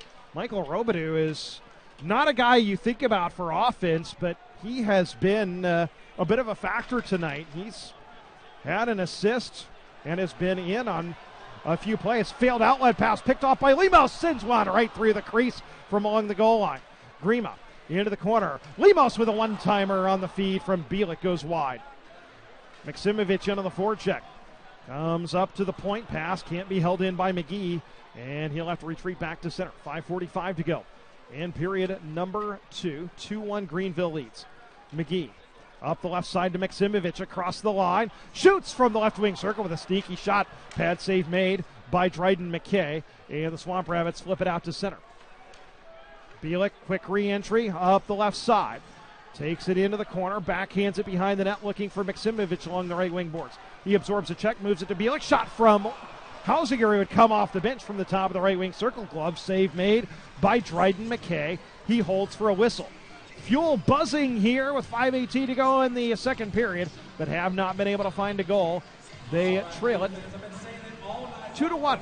This is Indy Fuel Hockey. At Abrams Eye Care, our skilled team of ophthalmologists, optometrists, opticians, and professional staff strive to treat our patients with the greatest efficiency, professionalism, and kindness. Each of our 3 Abrams Eye Care locations desire for you to enjoy a lifetime of visual health and wellness. We take pride in our excellent patient satisfaction rating and our reputation as one of the most comprehensive eye care groups in central Indiana since 1950. We are honored to be the official eye doctor for the Indy Fuel and Fisher's Freight. Visit our new Abrams Eye Care location in Carmel. Body and Soul Therapy is committed to providing the Indianapolis area with premier personalized massage therapy services in a professional-friendly environment. Adding a regular sports massage schedule to your training routine will help you train harder, perform better, recover faster, and reach your goals more quickly. Body and Soul is the official massage therapist of the Indy Fuel. Contact Body and Soul Massage Therapy at bsmtindy.com or call us at 317-992-2976. Don't miss a second of the action. This is Indy Fuel Hockey. 5:18 remains in the second period. The Indy Fuel are trailing the Greenville Swamp Rabbits 2-1. Indy buzzing here a little bit lately. They have 4 of the last 6 shots in this game, but have not been able to solve Dryden McKay here in this middle frame. Other than the shorthanded goal, 8:43 into the game, that's the only time they have solved. The goaltender McKay, who, as we mentioned, used to play for the Newfoundland Growlers, was with them last season, third-year pro. Fuel win the draw in the attacking zone. Provo along the goal line. Provo still protecting the puck and moves it to Bannister, and he's tied up. And the Swamp Rabbits gain possession. It squirts free toward the slot. Hausinger's trying to knife it away, and it comes up the boards to Chris Cameron. He'll fire one over the net from along the left wing boards. Olsen grabs it off the end boards, sends it to an open wing where Parker Jones will pick it up for Greenville. Zips a pass out to center. Now Brodzinski across the fuel line. Feeds it toward the goal. Cut off there by Lucas Brenton as he was trying to find Berg cutting toward the net. Fuel clear it back out to the Greenville line. Parker Jones, long diagonal feed to Lawrence. Brenton ties him up. Lawrence trying to skeet through the check. And the puck comes out of that battle. Brenton still on top of Lawrence. William Provo headmans to Hausinger at center. He'll backhand it to the Greenville line. Manderville into the forecheck as Flynn takes a feed from Krebs. Headmans to Saint. Up the right wing into the fuel end. He takes a check. Farrell takes the puck. Rims it around, but it's picked off by Krebs. Lawrence for Greenville. Leaves it for Krebs. Another hit as now Farrell's tied up with Lawrence. Puck rimmed around past those guys up to the point where Flynn races over to hold it in. Comes into the right wing corner, and from his knees, Farrell able to move it ahead to Bennett Stockdale. Manderville sends it to an open wing. He's tripped up behind the play. None of the guys in armband saw it, and the Swamp Rabbits send it back in. 3:33 to go. Second period. Fuel are trailing 2-1, and they ice the puck. So Greenville will have an attacking zone draw. In our second intermission, normally we have our player interviews in the first intermission, but we had a visit from former NHL defenseman Darren Veach. So we will have our player interview with Nathan Burke in the second intermission. Eva and Nathan chatted earlier today, so we'll bring that to you after 3 minutes and 30 seconds of playing time. Casey Dornbach wins the attacking zone draw, comes up to the point for Parker Jones, shoots through a screen, save, rebound, score. Tate Singleton got loose right off the face-off. Parker Jones shot it through a screen. Gaudreau did not see the initial shot, made the save, but left a rebound right in the slot, and Tate Singleton hopped on it for a second of the game. That was a case where the puck was kind of just bouncing. Once Gaudreau did the initial save, kind of just got lost, thought it went up and over, but it didn't. Just one of those things where handling the rebound is so important. Face-offs, there's so much of this game, especially against teams like the Fuel. They're very good defensively. So much of this game is face-offs, and the Fuel lost a defensive zone draw cleanly, and it ended up in the back of the net. Also lost a puck battle in front that allowed Singleton, who is not a big guy, just 5'9", 185, but he was able to get to the loose puck. Parker Jones and Dornbach with the assist. Singleton's goal is second of the game at 16:35. So the Fuel, they got some work to do as Greenville looking to snap a 4-game losing streak and a 3-game Fuel winning streak, and now Indy has got to climb out of a 2-goal hole. Now, this Greenville team has been a little leaky in their defensive zone this season, but they have not been tonight. The Fuel have really struggled to generate some chances, and their best chance was the shot by Lucas Brenton that hit the crossbar earlier in this period. Here's Olsen along the left wing. He'll cycle it in through both corners to Coyle, who activates into the right wing. Played away from him. Here comes Maximovich through center. And he's at the end of a shift, so he'll just send it in and go for a change. And Brodzinski picked off in the middle, shot over the net by Lombardi. He had it put on a tee for him, an outlet pass right in the slot, and came right down Main Street and just missed the crossbar. So the puck now in the far corner, minute 45 to go. It's a 5-man puck battle. Nathan Burke's trying to get it free. Lombardi is sandwiched by a couple of Swamp Rabbits, and the puck is still in there. It's been tied up for about 15 seconds. Finally squirts free behind the goal and comes over to the near boards where Farmer grabs it. Farmer trying to spin off a check into the corner, behind the net. Farmer, turnaround shot goes wide. Lombardi is dumped right in front of the net. He and Burke are on top of each other as the puck rims around. Ty Farmer has it along the far boards. He'll cycle it in to an open wing where Farrell picks it up at the left wing half wall. Takes it behind the net. Farrell Now pops out the right side, zips it up to the point. Farmer across to Burke, fakes the shot, and then as he tried to take it in, was poke checked by Lawrence. And that brings it out to center. Caleb Lawrence takes a hit, one-handed to the Fuel line. Greenville may have numbers. Olsen flips it into the left wing corner as the Fuel got back to make it 3-on-3. Olsen behind the Fuel net. He runs into Lombardi and loses possession of the puck. Farrell ahead to Stockdale, make that Lemos, makes a man miss. Farrell across the line. Stick handles pass to check into the circle. Poke check, but gets it back in the corner. Farrell takes it over to the right wing corner and then loses the puck to Singleton. Half a minute to go. Singleton, who's got 2 goals tonight, flips it into the left wing corner. Sidesteps a check from Brenton. Center shot for Dornbach. Fires just wide. Rebound. Singleton tries a wraparound. Gaudreau reaches out to shut it down. And now all mayhem is broken loose behind the net with 17.6 seconds to go. Singleton just threw a punch past the linesman at Lucas Brenton. Meanwhile, Brenton is trying to get a punch in on Savoy, and the linesmen have them separated. Now, Chris Cameron and Singleton are trying to get to each other. That's a welterweight versus heavyweight matchup there, but the linesmen have them separated. What was missed earlier is Nathan Burke getting absolutely checked earlier, and obviously the Fuel team wanted to rally behind him and look to the refs, but still no call. There has been some questionable no calls tonight. Definitely it's been very physical, and the Fuel have gotten the short end of the stick in that aspect. Well, Singleton's going to the box for Greenville, and we'll see if anybody's going with him. I would assume so.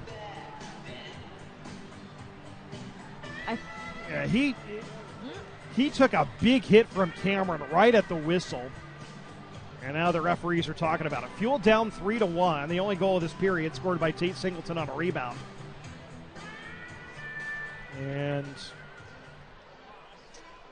Greenville, which is a team that has really struggled to score goals. This is the first time since January 4th they have scored 3 goals in regulation in a game. And that's a reason why they're 1-6-3 in their last 10. But right now, the Fuel are going to need a comeback in the third period. Lucas Brenton is going to be sent to the penalty box, and he's not happy about it. Chris Cameron is arguing with the referee, and the way Cameron is arguing leads me to believe the Fuel might be shorthanded out of this, because he is very, very vehement in his argument. He's waving over to the bench. Cameron's over there. Cam Hausinger is also over there. They're the two guys talking to the referees right now.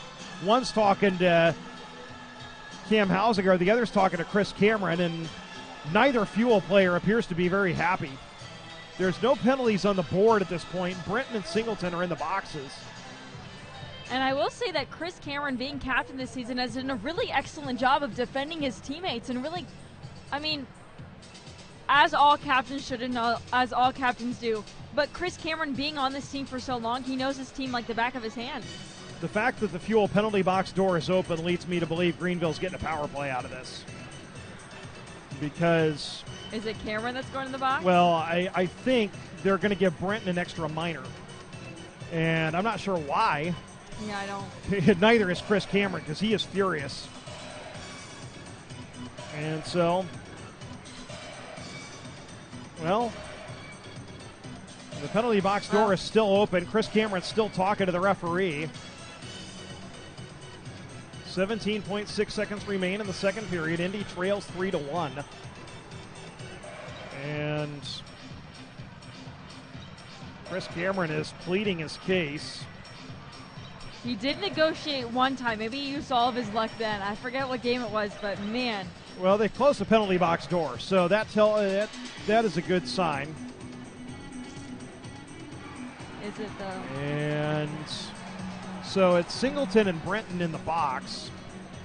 And let's see, no penalties are on the board, so they're not matching roughing minors.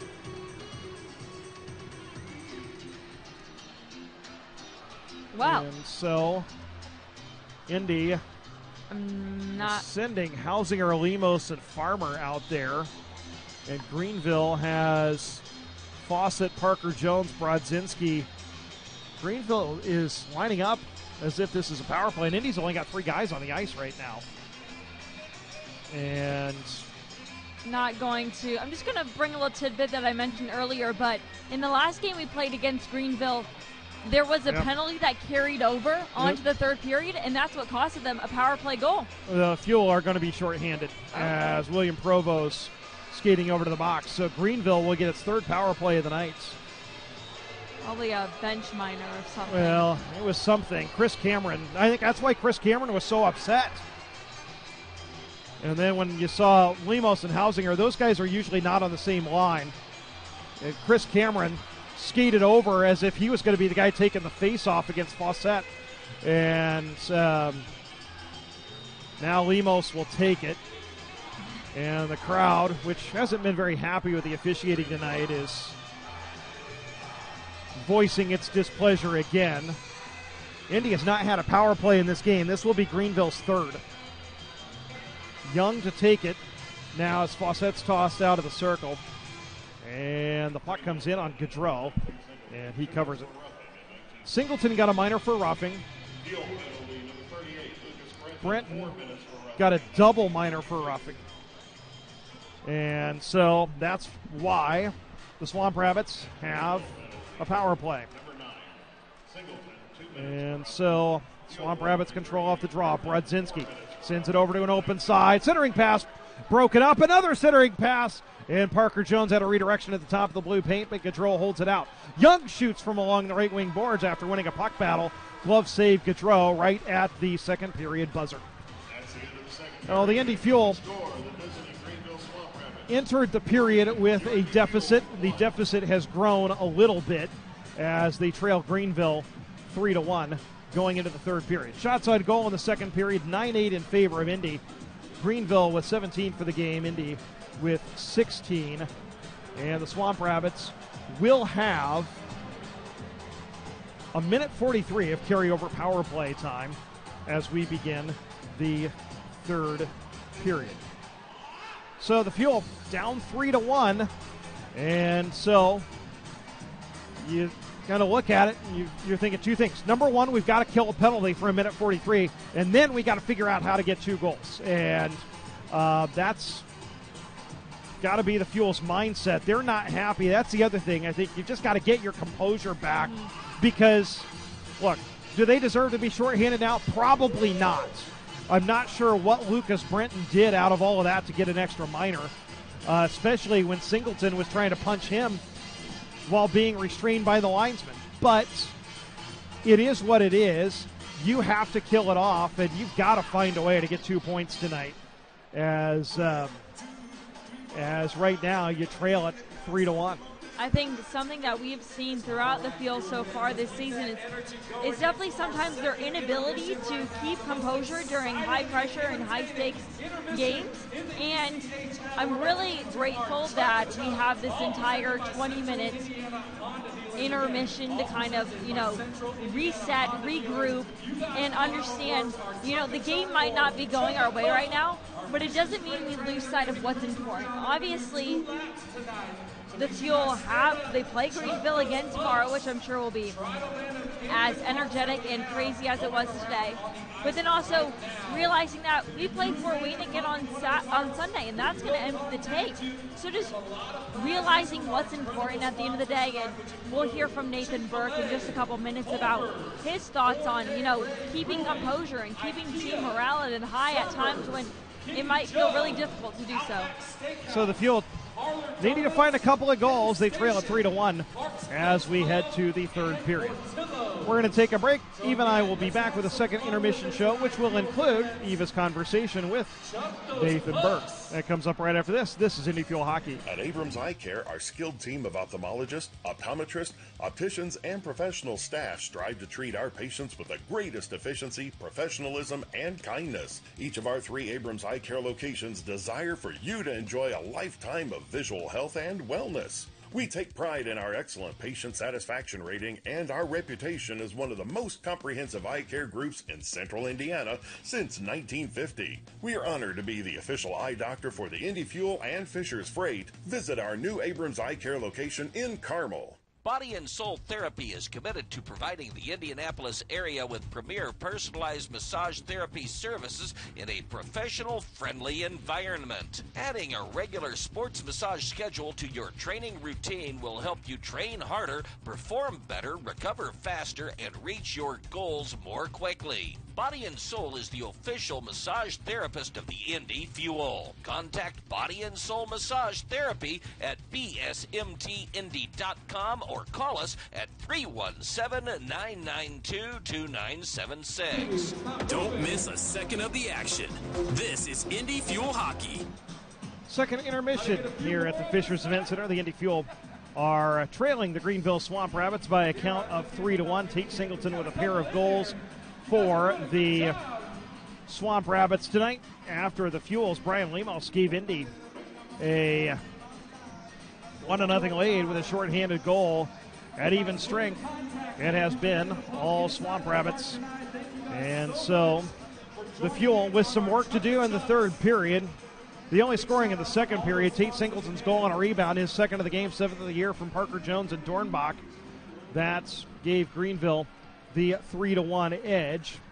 And the Swamp Rabbits will have a minute 43 of carryover power play time to begin the third period. So as we were saying before the break, the Fuel, the mindset is two things. You got to kill off the power play, and then you got to find a way to score 2 goals. And Greenville has done a pretty good job in their own zone of kind of locking the Fuel down. It is a team, however, that they're a bit leaky. They are 4th to last or 5th to last in the league in goals allowed, and also 4th to last in shots allowed. And they are the 4th worst third period team in the league as well, as they're minus 15 in the third period. So hopefully the Fuel can capitalize on those things in period number 3. Scoring summary, Brian Lemos got it started shorthanded at 8:43 of the first unassisted, but the lead lasted just 2 minutes and 56 seconds. Tate Singleton scored his 6th of the year, or his 8th of the year, from Poisson and Saint at 11:39. Just got loose in the slot after a puck squirted out of a puck battle along the right wing boards, and he was able to score. And then Colton Young gave Greenville the lead on an assist from Michael Robidoux at 14:45 of the first. Greenville led it 2-1 after one. The only goal of the second period, Tate Singleton, second of the game, 9th of the season from Parker Jones and Dornbach at 16:35 of the second period. So Indy will look to rally when trailing after 2 this season. The Fuel have not won a game. They're 0-13-1. Greenville has been pretty good playing with a lead. They are 10-1 when leading after 2 this season. So the Fuel needing to have a big third period coming up. We're going to take a break. When we come back, you'll hear Eva's conversation with Fuel forward Nathan Burke, who has tallied 7 points in his last 6 games. That comes up right after this. You're listening to Indy Fuel Hockey. Football is coming to the Fishers Event Center in March. Secure your seats now for all of the exciting, hard-hitting, high-scoring action of Fishers Freight football. You can pair your Fishers Freight season tickets with your Indy Fuel season tickets, too. A $50 deposit reserves your seats. Head on over to FishersFreightFootball.com to reserve your season tickets for the 2025 season. Our intermission coverage continues, and of course we interview a new player every single game. And today is one that we haven't done so yet, has been with the team for quite some time, and it's his first year with the Fuel. It is forward Nathan Burke. So, Burke, welcome to the pregame show. Intermission show today. Thanks for having me. Appreciate it.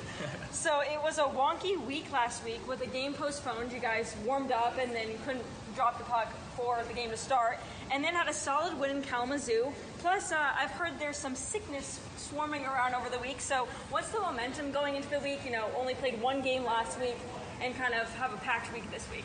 Yeah, I mean, we had that little break for All-Star break there, and I think kind of like anything, there's highs and lows, and I think that's kind of been the main point of emphasis for us is kind of how can we stabilize that and kind of keep momentum going forward so that way we're not, playing really well one game and then we're off the next night. So I think we've been trending in the right direction, and then having that game canceled and coming out the next night and being able to pull off the win is kind of just supportive of that. So that's kind of been the mentality, and hopefully we can keep that going forward.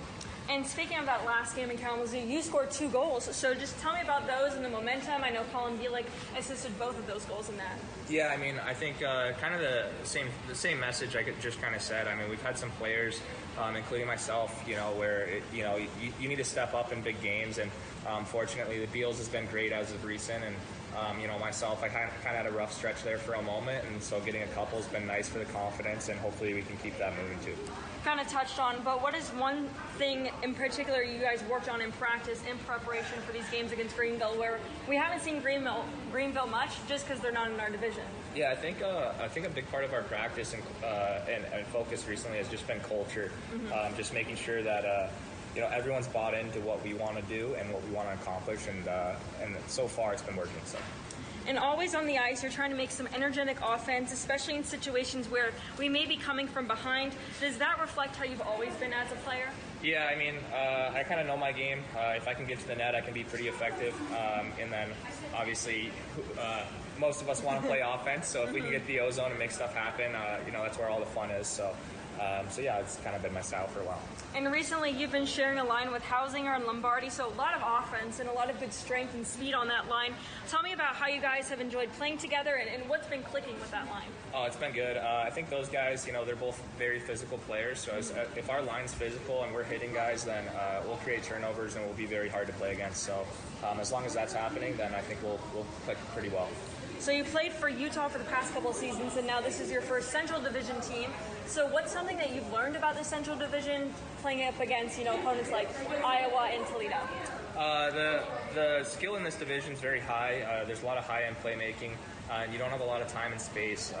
That's one thing I've noticed is you have to make plays quicker, and sometimes the play you want to make might not be there, so you might have to, sacrifice making a nice play to make the easy and the right one. So. And speaking of that, we have a lot of hockey coming up, facing some not-so-typical opponents, Kansas City, Florida, Wheeling, who we've already seen so far this season. What's the team morale going into these kind of games? I mean, just kind of like I touched on earlier, we're trying to keep it fun, keep it light, but also I think dial it in a little bit more. You don't want to be too loose. You want to kind of keep in the back of their mind kind of the ups and downs that were faced with earlier. We had a tough first half of the year starting the year with 16 road games. So now that we're kind of finding some home games and some consistency, hopefully we can find that consistency on the record as well. And on that consistency, we've seen a lot of call-ups, we've seen a lot of injuries. So kind of what's the almost motivation and movement for these guys? You haven't really had a consistent lineup. So how has the team been able to adapt to just our lineup changing ever so often? Yeah, I think everyone's done a good job with it. I mean, whether it's our team or another team, I think one thing about this league is you are faced with a lot of injuries. You are faced with every once in a while there'll be a bunch of guys that get sick. So I think everyone's done a pretty good job as far as that regard. So hopefully we can get everyone healthy and back out there as soon as possible. And lastly, what is a key to the game for yourself?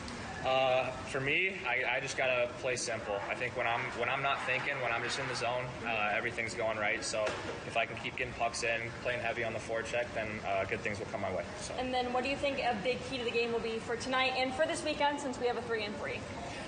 Definitely finding a way to play smart. I know when you have a 3-3, you're not going to have your legs come the last game. Yeah. So if you can conserve energy by being smarter, like they say, work smarter, not harder. So as long as we can accomplish that, and most of that is just sticking to our script, sticking to our systems, and playing the right way. So. Well, thank you so much, Burke, for joining us in this intermission show. We will see you on the ice, and of course, good luck tonight. Awesome. Thank you. When you're dealing with a sports injury, getting back out there is the first thing on your mind. We know the feeling. Our sports medicine team cares for thousands of student athletes across central Indiana. In addition to physicians and athletic trainers, you'll have access to experts in physical therapy, imaging, and more.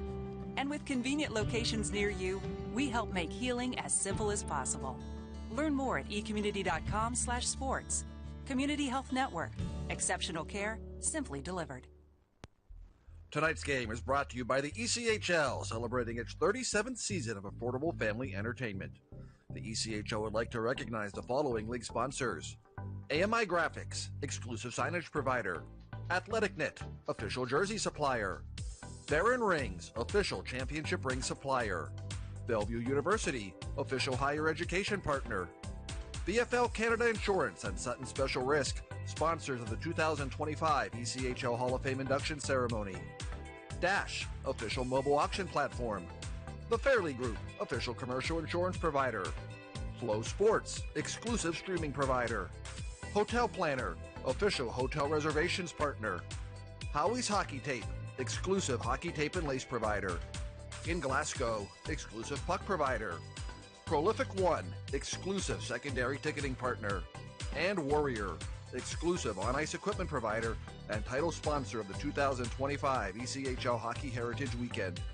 Catch all of the ECHL action live in high definition by logging on to FloHockey.tv.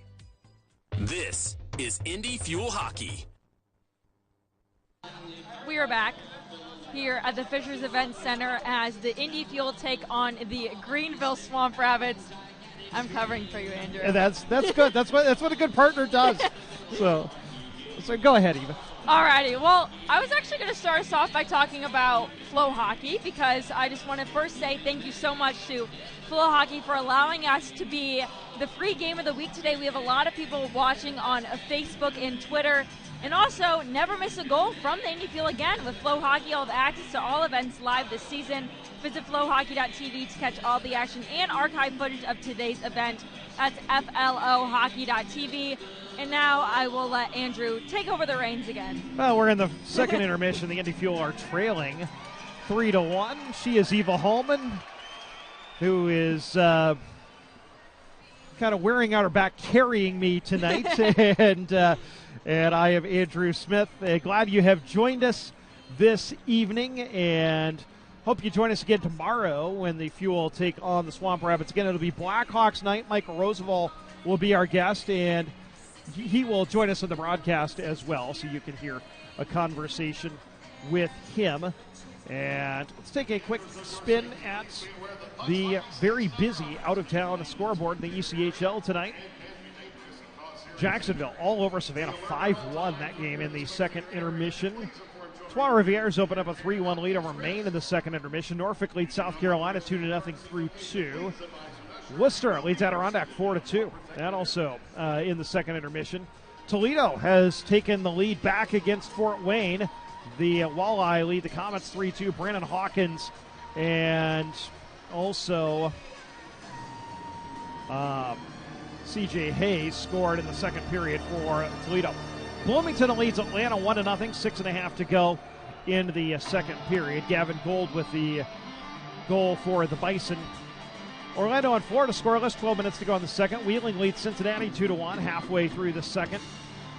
Iowa leads Kalamazoo 2-0. That's in the first intermission at Coralville. Kansas City, who will be here next week, they lead Tahoe 2-0 after a period. Tulsa over Wichita 2-0 after one. We were talking about Ben Brodzinski and Bryce and Michael. Well, Easton Brodzinski, Bryce's brother, has a goal for the Oilers in that one. Allen leads Rapid City 2-0 late in the first period. Utah and Idaho about to drop the puck. The Rockford IceHawks trail the Chicago Wolves 2-1 after a period in Rockford. And so, National Hockey League, kind of a late night, as just 4 games in the NHL.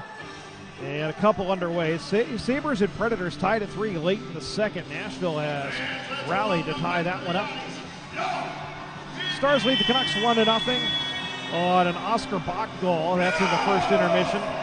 The Blues and Avalanche will drop the puck shortly, as will the Blue Jackets in Utah. Fuel back on the ice for the third period. And the Swamp Rabbits will join them momentarily. Some guys celebrating birthdays today. Eddie Mio, who played a couple of seasons for the Racers, he turns 71 today. Eddie Mio was one of Wayne Gretzky's best friends when he played here in Indy and also with the Edmonton Oilers.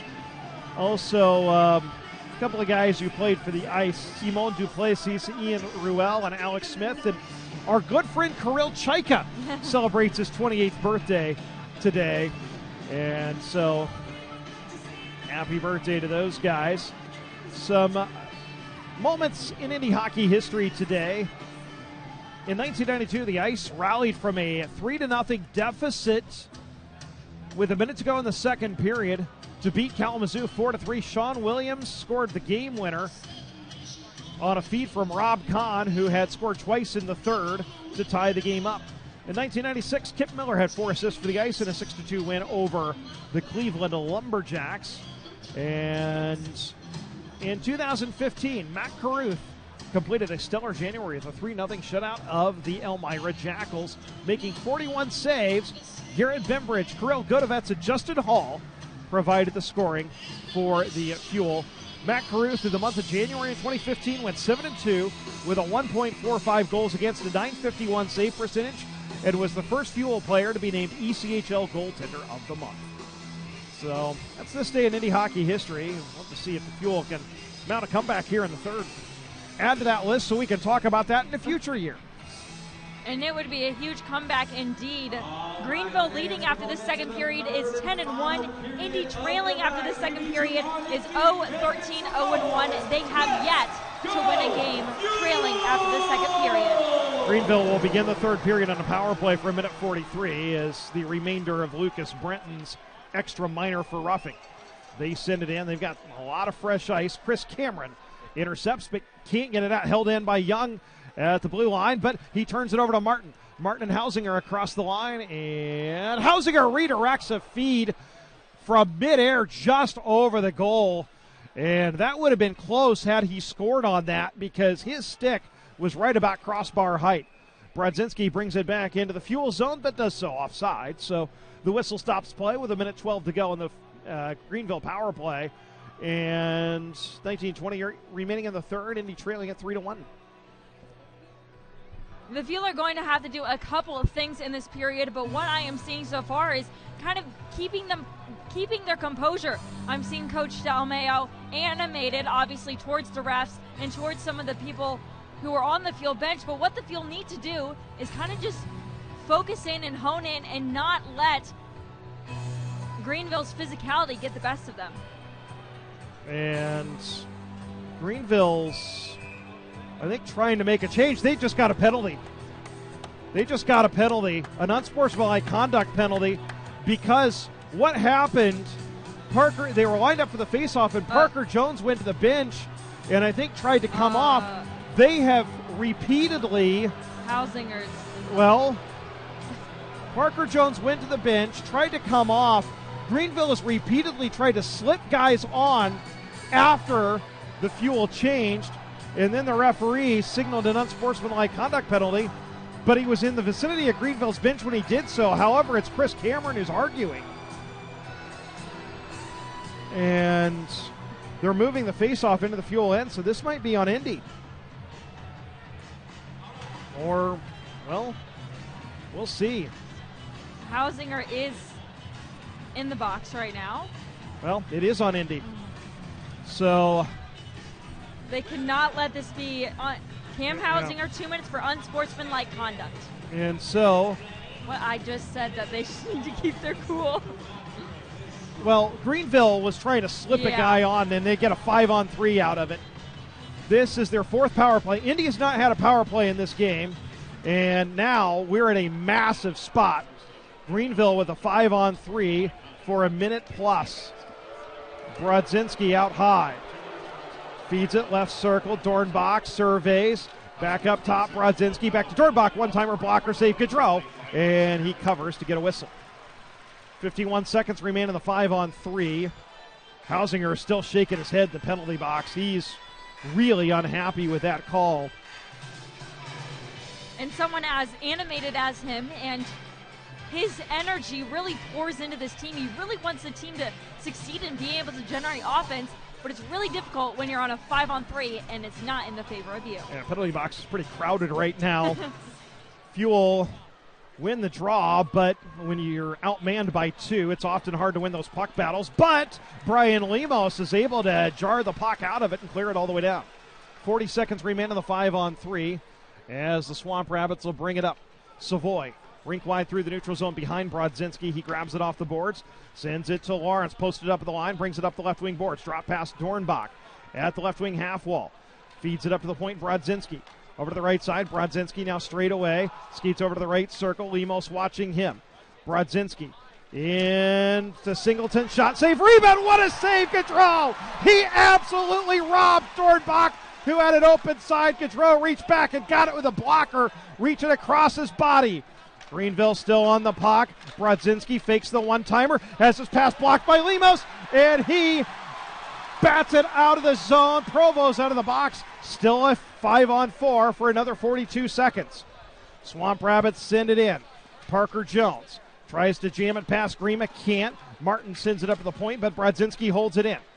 Dornbach has it caught in his skates. It's loose and jammed free by Maximovich. He pops it to the Greenville line to Jordan Martin across the line, shorthanded, takes the goal, fires, and a blocker save made. Now the Fuel may be caught up ice, and now Greenville's at the end of a change, so they peel off. They had a 3-on-2 had they wanted to, but they were at the end of the shift.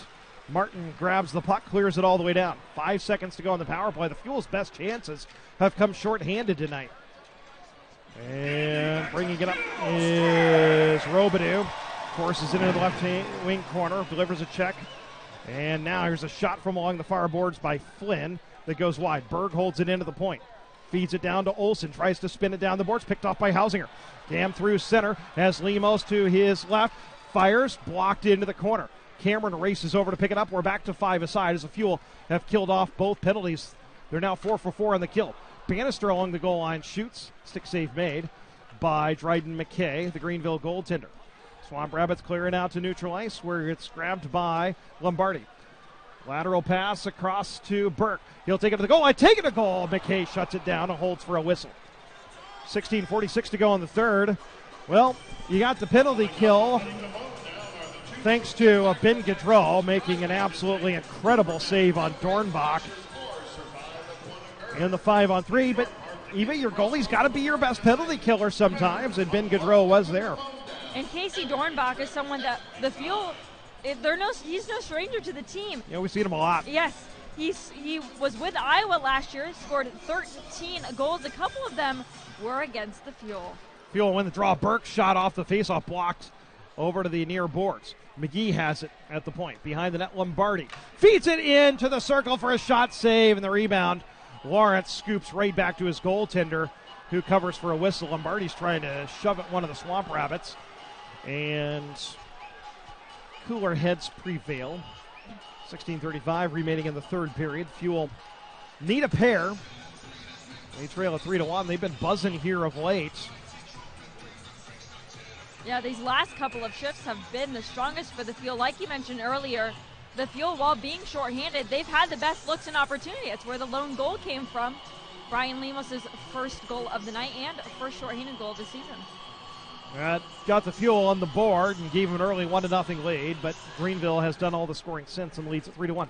Fuel in the draw. Brenton's shot was going over the net, but is gloved by McKay, and he'll hold for a whistle with 16:32 remaining. And that's what you just got to do against McKay. When we saw him last year, when he played for Newfoundland, it was a shootout loss. He allowed 3 goals, save percentage about 91.7. So just finding ways to crack him down while as a Swamp Rabbit. The Swamp Rabbits win the defensive zone draw clear. Savoy will pick it up along the near boards in the Fuel zone, and he's forced wide by Lucas Brenton. And the puck comes over to the far side. Grabbed by Maximovich. Backhand feed to Bielik up the left side. Shoots from the circle over the net. And the puck played out to center. 2-on-1 for Greenville. Singleton looking for the hat trick, and he gets it. Tate Singleton brought it up the near side and had Dornbach drive in the middle lane. Took the shot, rang it off the post and in, and the Fuel are down 4-1. Well, it's never a good thing when someone scores a hat trick against you on in your home ice, but it's going to be really difficult if the field do want to pull through and win at the end of the day, but I'm just not seeing really the connection here click for both offense and defense. Well, they've given up too many just grade A scoring chances tonight. And they've been good on the penalty kill, but the 5-on-5 play has just not been they've been able to play below the dots like they like to, but when Greenville's able to break out, they have scored off the rush. And that is 2 goals that have come off the rush when the Fuel have had possession and have had the puck deep in the Greenville zone, and they get beat coming back the other way. And Young got one, Singleton got one, and they got beat on a rebound and a forecheck goal as well. But 4 5-on-5 goals against a team that is absolutely struggling to score, and the Fuel have kind of let Greenville, again, a team that hasn't been scoring at all in the last month, get its mojo tonight, giving up those 2 early goals. And sometimes when you're facing a struggling team, it's desperate. You let them get their sea legs, and then all of a sudden they end up playing really well. It's been Tate Singleton's night. So the Fuel now have a bit of a mountain to climb as they trail it by 3 against a last-place team. Here comes Lombardi right down the middle. It's played off of his stick. Hausinger into the right wing corner for Lombardi. Looks to center. Burke has it. He tries to play it back for Lombardi. It's blocked back to him. Up to the point for Farrell. He tees one up and fires a snapshot wide. Farmer tries to hold it in. Hausinger shoots from the point. Lombardi looks to deflect it. Deflected it straight down. Parker Jones over to the far side. Hausinger sends it up to the point. Farmer fires right into the middle of Dryden McKay's sweater, and he'll hold for a whistle. 15-11 to go in the third. Fuel down 4-1. Tate Singleton's hat trick right now, the difference. Throughout the entire season, the Fuel have been without some of their core members of their team, and let alone just their defense alone.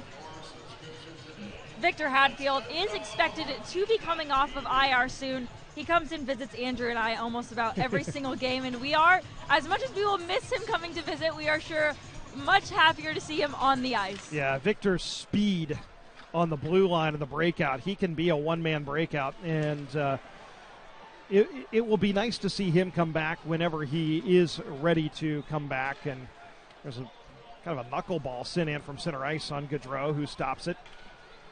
So the Fuel look to play it ahead. Stockdale redirects it behind the net.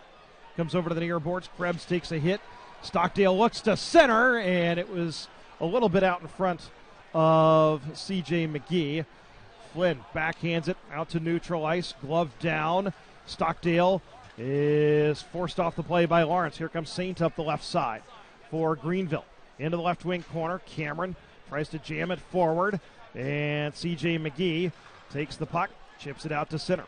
Bannister banks it forward to Stockdale, poked away from him, and Lawrence will send it back in. Greenville's just going to play simple hockey now. They'll play it in deep, let the Fuel go 200 feet, and then end up trying to capitalize when they get odd man rush opportunities, and they've done so tonight. 2 goals off the rush, and that was something Jeff Schmoge talked about before the game, is that you can't let them play a 200-foot game, and that's where Greenville has punished the Fuel tonight. Lemos with it along the near wall in the Greenville end, tried to jam it into the corner, broken up by Young and sent back into the Fuel end. Icing will be called. 13:41 to go in the third. Indy trailing at 4-1, and looking for something. They were buzzing early, couldn't get a goal after it had a little bit of momentum after the 5-on-3 penalty kill, but then it got snuffed out by Singleton on the rush coming the other way. The Fuel haven't had too many 3-goal games, but when it is, there are 6 and 7. Greenville, when it's a 3-goal game, is 3 and 10. Yeah, they have actually been really good in close games for a team with a record is like their last place team. A team whose record is not very good. They're 15, 19, 3 and 2. Yeah, so you look at that. 11-2-5 in 1-goal games. Now, in games decided by more than that, they're not very good. but yeah, they've been on the wrong end of some lopsided scores Fuel win the draw. Farmer shoots from the point, blocked. Over to the near boards where Robidoux takes it and will spin it around to Young. Backhand feed, Poisson, rink wide through the neutral zone. Robidoux takes a check from Farmer and loses the puck. Farrell. Stretch pass to Burke. He tries to redirect it into the Greenville zone, and from center ice redirected it over the back glass and out of play. 13-11 to go in the third period. The Fuel with some work to do. They trail at 4-1. This is Indy Fuel Hockey. When you're dealing with a sports injury, getting back out there is the first thing on your mind. We know the feeling. Our sports medicine team cares for thousands of student athletes across central Indiana. In addition to physicians and athletic trainers, you'll have access to experts in physical therapy, imaging, and more. And with convenient locations near you, we help make healing as simple as possible. Learn more at ecommunity.com/sports. Community Health Network. Exceptional care, simply delivered. Season tickets for the Indy Fuel's inaugural season at the Fishers Event Center are on sale now. Be there for all of the exciting action with a full season plan. You get a guaranteed seat location for all 36 home games, exclusive season ticket holder events, discounts on Fuel merchandise, and the lowest price per ticket. You can also pair your Indy Fuel season tickets with Fisher's Freight season tickets. Visit IndyFuelHockey.com today or email tickets at IndyFuelHockey.com to get in on all the action. Don't miss a second of the action. This is Indy Fuel Hockey. 13-11 to go in the third period. The Indy Fuel are trailing the Greenville Swamp Rabbits 4-1. It's the first meeting between these two teams in a while. Back since 2023 was the last meeting here back in March. They played a lot in the 2020-21 season. 5 games, all in Indy. And the Fuel won 4 of those 5, but then they met in the playoffs that year, and Greenville won a bunch of close games, a best-of-5 series in 4 games. I really believe that had the Fuel won that series, they might have won the Kelly Cup. But they just got robbed a few times, lost a couple of one-goal games, and they were unable to get past Greenville and ended up watching another team that they won the season series against, by the way, but that got a chance to be much more rested than everybody else in the league because they played 20 fewer games. Go on to win the Kelly Cup, and we won't name names. Just yeah. Another team in orange. No, nobody outside of I-469 believes there shouldn't be an asterisk by that one. Anyway, 12:20 to go. We'll let bygones be bygones here as Brian Lemos brings it through center. We're back to action up the right wing. Skates through a check, still on the puck now, leaves it for Maksimovic. Tries to play it up to the point for Farmer. He takes a snapshot. Bielik redirects it on goal, but McKay makes the save. Bielik retrieves the puck along the far boards, feeds it up to Farmer, back to Bielik outside of the left circle. He'll spin off of a check, and Freeman takes it and lobs it out to center. Picked up by Farmer, turned over, however, as he tried to feed it ahead. Olsen intercepted and sent it into the zone. Picked off there by Brenton. Now here come the Fuel the other way. Hausinger cuts the middle, fires on goal. Shoots, scores!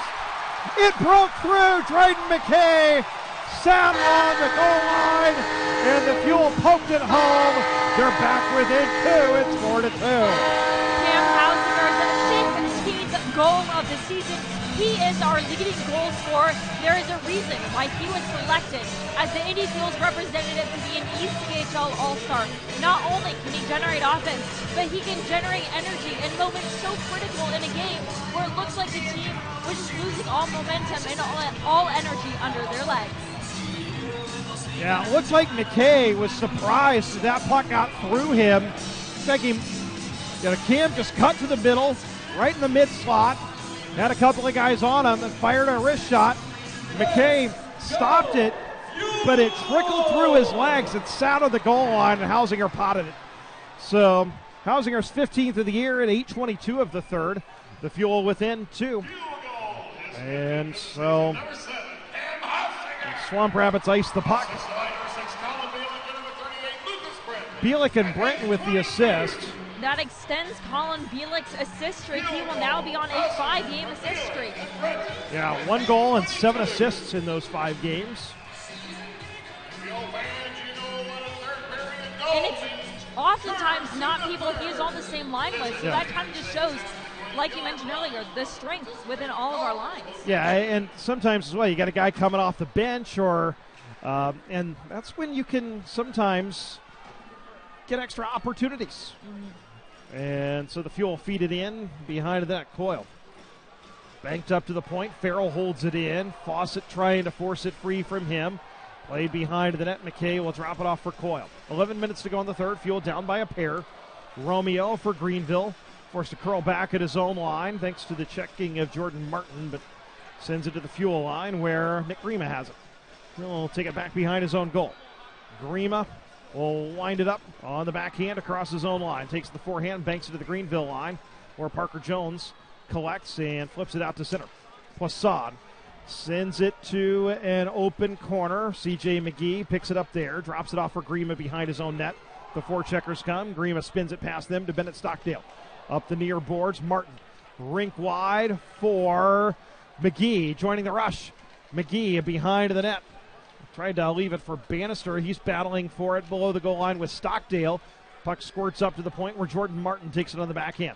Takes the forehand, shoots through traffic with a sneaky wrist shot from just inside the blue line. McKay gobbles it up with 10:09 to go in the third. Indy down by a pair. I was looking at the game sheet, and it does look like they did place an assist on Brian Lemos' shorthanded goal. They gave it to captain Chris Cameron. That is his first point since January 15th versus Maine. So, nice to see the captain get on the score sheet. That's his 4th point of the year. Not a guy that garners a lot of points, but garners a lot of action. Fuel in the attacking zone draw. Maximovich behind the net, protecting the puck. Pops out into the corner. Reverses course. Feeds it to Lemos. He'll backhand it up the near boards to Brenton. He'll shoot it wide from the blue line, and it's taken by the Swamp Rapids. Big hit levied by Colin Bielik on Flynn. And the Swamp Rapids iced the puck after Flynn got leveled by Colin Bielik. And he is skating to the bench a little bit gingerly. And got a feeling Michael Robidoux may be taking that number, and we may see him out on the ice here before too long. That's why he's out there. And so, see if the Fuel can take advantage here of the attacking zone draw. Hausinger on the face-off. It's won by Greenville. Dornbach now loses the Hausinger. He won a puck battle, but then tried to play it up to the point and split the D. So Gaudreau will come out of his net and leave it for Lucas Brenton, and the Fuel will wind it up again. Cameron feeds it ahead to Lombardi. He'll redirect it into the right wing corner. Parker Jones sees a hit coming, and Lombardi takes the puck. Sweeps it around to Brenton along the left wing boards. Out to the point. Backhands it into the right circle. Turnaround shot from Burke goes just wide. Brenton tracks the rebound down along the blue line. Jams it forward to Burke just inside the blue line, but the puck must have come out and back in because the whistle is blown for offside with 9:07 to go in the third. 4-2 Greenville. Brian Lemos got the scoring started with a shorthanded goal, but then Tate Singleton with a hat trick and Colton Young with a goal as well gave Greenville a 4-1 lead before Cam Hausinger drew the Fuel within 2 here in the third. Looking at some stats from some previous games, the Fuel, when out shooting Greenville, have lost more than they won, and then when they are outshot, they've won more than they've lost, which is just completely flip-flopped. Here comes Berg at center after Greenville wins the draw, feeds Fawcett. Tried to send it back to Berg. It hit a leg and comes over to the near boards where the Fuel gained possession. Farrell banks it ahead to Martin. He'll take it to the forehand, across the line, up the left side, tries to turn on Parker Jones, gets the puck, puts it out into the crease, and it pinballs around, and McKay hops on it to get a whistle, and we have a little bit of post-whistle pushing and shoving. William Provo tosses a punch at one of the Swamp Rabbits, and the linesman trying to separate them. That was Parker Berg that Provo was trying to get to. And now Martin and Saints are exchanging some shoves as well. Somebody's going to the penalty box. And I think it's going to be Parker Berg. And that's it. Roughing. The Fuel are finally going to get a power play. Perfect. This is exactly what the Fuel have been needing. Not just have an opportunity to go on the power play, but have an opportunity to generate some energy. And the Fuel have had and found some success recently on the power play. They had 2 power play goals in their last game. It was Burke and Provo. And guys, that was also another OmniSource scrap. Remember that OmniSource is one of North America's largest processors, distributors, and managers of scrap and secondary metals right here in Indiana. Yeah, the Fuel, as Eva mentioned, have been really hot on the power play. 5 for 9 in their last 3 games. And even going back their last 10, they're at over 30%. 7 of 23. Lemos to take the draw on the right wing circle. Wins it to Bielik. In the slot, shoots. Save made by McKay. Rebound hops straight up in the air over to the far boards. Puck battle, Bielik battling for it. And it squirts behind the net. Getting to it is Krebs, and he'll clear it all the way down. Fuel on the season, 22nd in power play at 17.6. Greenville on the kill, or make that the Fuel are 9th in the power play at 20.9. Greenville on the kill is 15th at 80.9. Here is Lombardi across the line. Feeds it behind the net, looking for Maksimovic. It ends up being raked in several players' skates. Lombardi's trying to force it free. 1:20 to go on the power play as Burke finally rakes it out of there. Up to Lemos. Zips it across the seam. One-timer, Bielik. Pad save made by McKay. And the rebound collected by Krebs, and he'll clear it all the way down again. So, Lemos behind his own net. As we tick down to the halfway mark of the power play.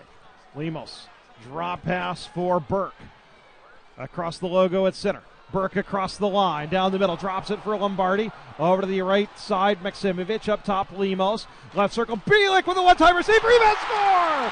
Kevin Lombardi hops on the rebound for a power play goal.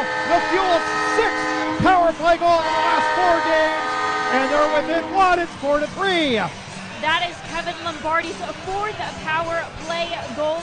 And overall, that is his 12th goal of the season as a rookie. He has been having a fantastic season. Joined alongside Colin Bielik. Those guys have just generated so much offense as of late. Lemos set Bielik up for a one-timer. It was actually blocked by Parker Jones in front. And the loose puck hopped right to Lombardi in the net front. And Lombardi pops it home. And so Bielik and Lemos will get the assist, and I think, are we going to review this? The officials are heading over to the penalty box. I can't think there's anything to review. I think Greenville has called a timeout. They're just getting some water. Okay. Yeah. Okay.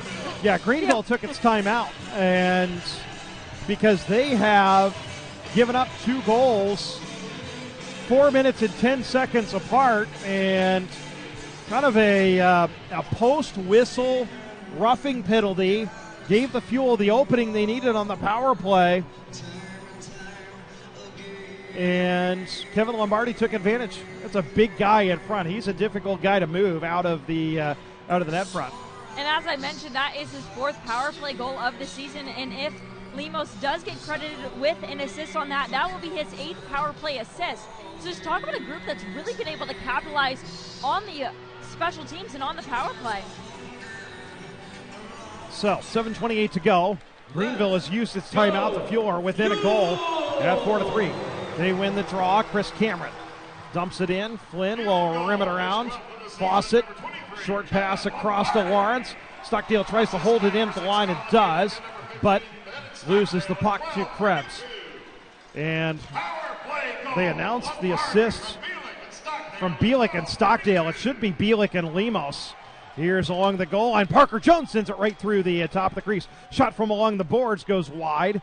Fawcett holds it in at the point. Over to the right side. Flynn shoots. And it hit the traffic and ended up deflecting out of play with 6:51 to go in the third. Yeah, they announced that.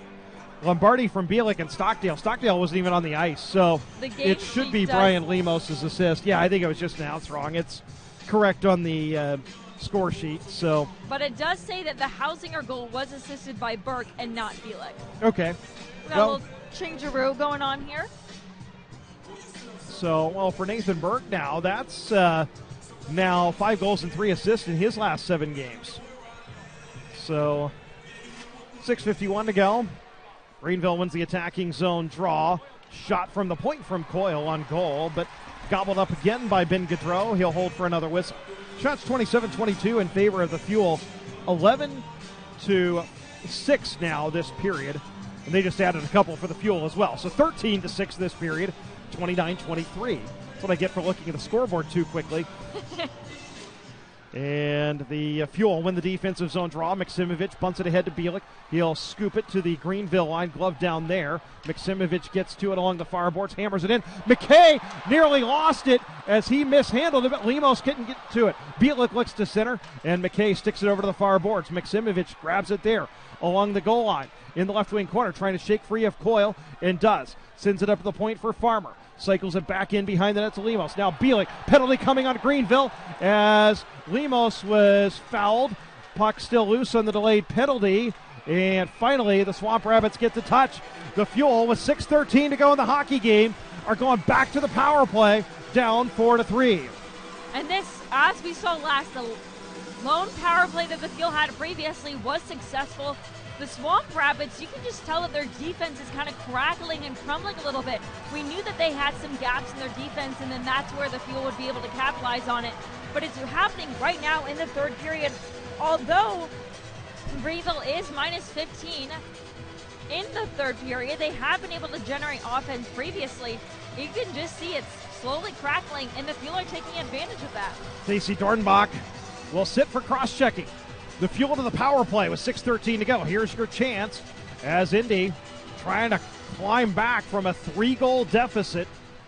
And the Hausinger unit will start, and the Swamp Rabbits grab the puck and clear all the way down. So it's Grima, Provo, Martin, Hausinger, and Manderville out there for the Fuel, the second unit. And Grima will drop it for Provo. He'll bring it across his own line. Feeds it across for Martin. Across the line with some speed. Shovels it to the end boards. And then shoves Coyle into the end boards. Puck jammed free to Manderville. He tried to send it further along, but it's picked off by the Swamp Rabbits and cleared by Freeman. So a minute 23 to go on the power play. Indy begins to change out the power play units as Brian Lemos will take it behind his own net. This unit scored earlier on the Fuel's lone power play so far. Lemos across his own line, watched by Fawcett. Drops it off for Maksimovic. Backhand pass to Burke across the line. And picks up a self-pass along the far boards. Feeds Lemos, top of the circle, across the seam. Lombardi feeds it in front. It hits a couple of legs and pinballs over to the far corner. Lemos straight away. Over. Here's a seam pass blocked into the 10th row as they were trying to feed Maksimovic in the right circle. Exactly 5 minutes to go in regulation. 47 seconds remain in the Fuel's power play. Greenville leads it 4-3. These are just the critical, it's 5 minutes on the dot on the board right now, but these are just the critical moments that can really make or break a team. Obviously, you don't want to crack under pressure right now, being down by a goal, but then at the same time, you got to set a precedent of what you will and will not take for tomorrow, and hopefully, despite the score, we can come back really fresh and not allow 3 goals to get upon us. Greenville wins the draw and clears it all the way down. Maksimovic will race back into his own zone to pick it up. 40 seconds to go on the power play. Indy down by a goal, 4:50 remaining in the third. As Brian Lemos will bring it up. Feeds it up the left side. Maksimovic across to Burke. Now Lombardi across the line. Feeds it into the right wing corner. And Burke's pass back for Maksimovic. Picked off and cleared. 20 seconds to go on the power play. Time for one more rush as Lemos will take it in front of his own net. Waits for the wings. Lemos across center, red, down the middle, tries to split the D and lost the puck. McKay flips it up to the blue line, and then after it was gloved down by Maksimovic, Krebs gets to it and clears it all the way down, and the power play is over. So the Fuel are going to have to try to knot this up 5-on-5. 4:07 to go in the hockey game. Indy's deficit remains 4-3. Here comes Provo. across center red, into the right wing corner. Berg, and loses it to Provo behind the net. Comes over to the near boards. Britton, top of the circle shot. And it's blocked into the corner. And Coyle has it there, or make that Flynn. Rims it around the near boards. Cameron activates, pinches, and dumps it in toward the corner for Hausinger. Provo trying to dig it free. 3:35 to go. Finally is dug free to Flynn. Hausinger chases him. Leaves it for Lawrence. He's able to sidestep a check and get through two, and now curls back behind and in front of his own net. Fuel get a change. Lawrence through center. Will wire it in. Gaudreau stops it off as he knocked it off of the dasher and then dropped it for Farmer. His pass ahead. Kicks to Bielik. He'll rim it in. McKay behind his own net. Sends it around to Young along the near boards. Young being watched by Martin. High flip out to center. Glove down by Farrell. Farrell lost it in his skates. Here comes Young across the line for Greenville. Curl drag right to the slot. He's forced wide by Bennett Stockdale. And Stockdale battling for it. Taken by the Swamp Rabbits. Turnaround shot from along the goal line. Save, rebound, put just wide by Poisson. Fuel clear it up to the point, and on second effort, get it out. Stockdale at his own line. 2:35 to go. 4-3 Greenville. Farrell will start it up. Indy getting a change. Farrell across center red. Scales it in.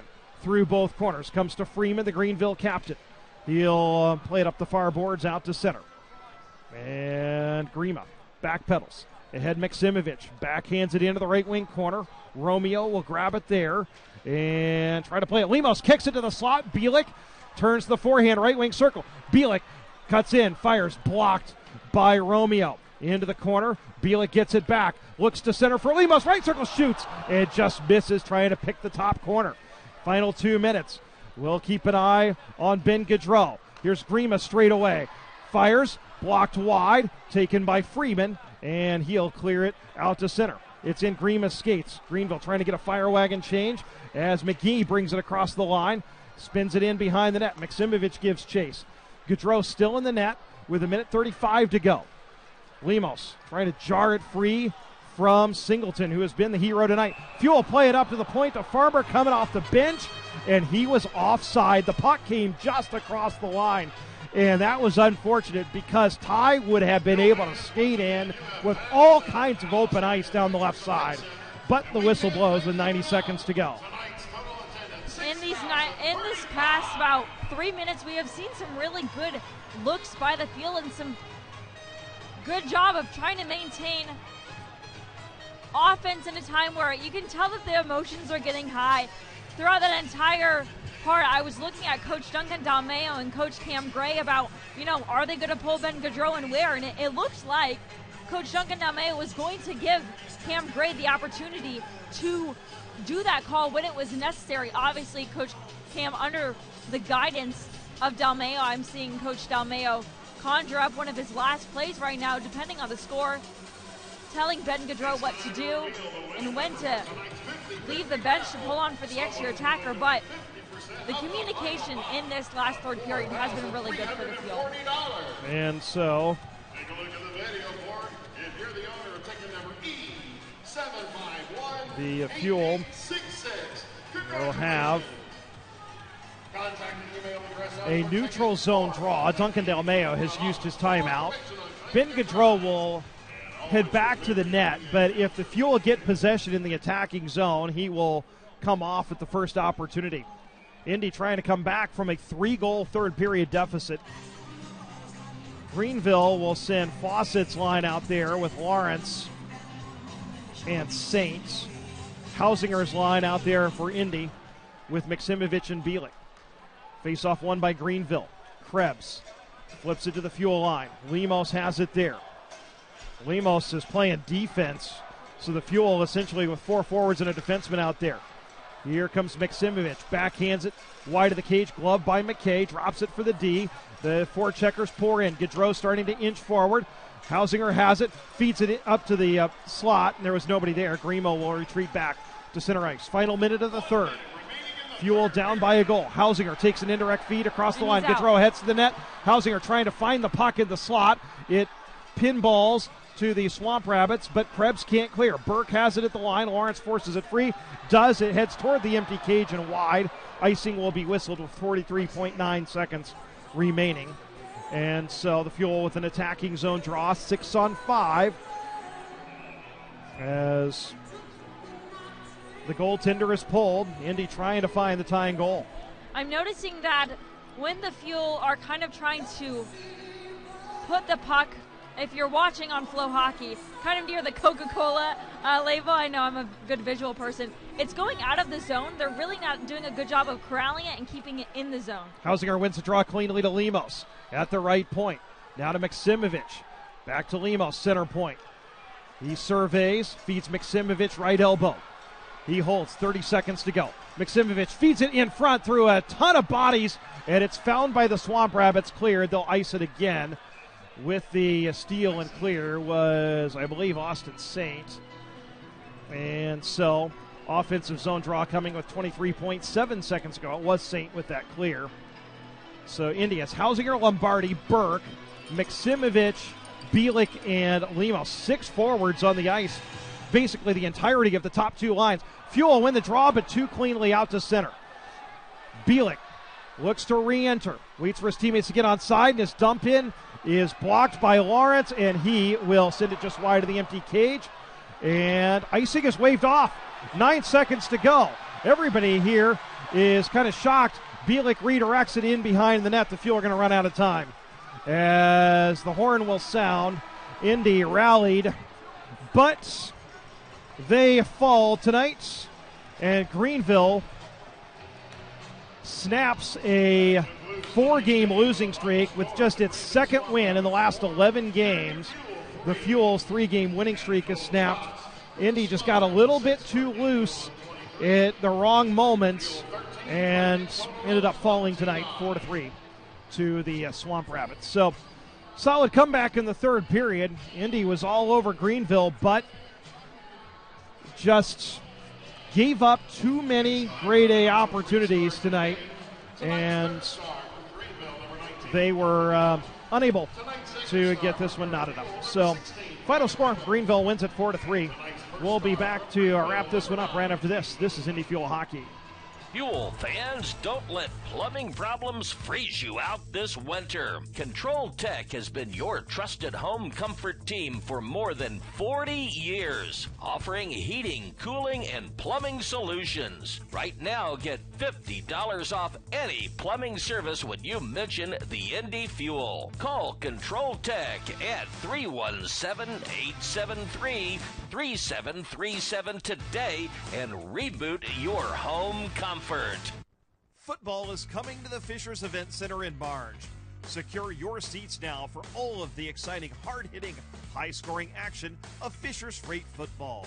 You can pair your Fishers Freight season tickets with your Indy Fuel season tickets, too. A $50 deposit reserves your seats. Head on over to FishersFreightFootball.com to reserve your season tickets for the 2025 season. When you're dealing with a sports injury, getting back out there is the first thing on your mind. We know the feeling. Our sports medicine team cares for thousands of student athletes across central Indiana.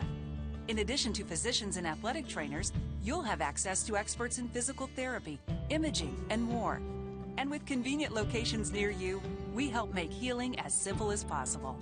Learn more at ecommunity.com/sports. Community Health Network.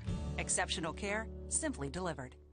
Fuel fans, don't let plumbing problems freeze you out this winter. Control Tech has been your trusted home comfort team for more than 40 years, offering heating, cooling, and plumbing solutions. Right now, get $50 off any plumbing service when you mention the Indy Fuel. Call Control Tech at 317-873-3737 today and reboot your home comfort. Now back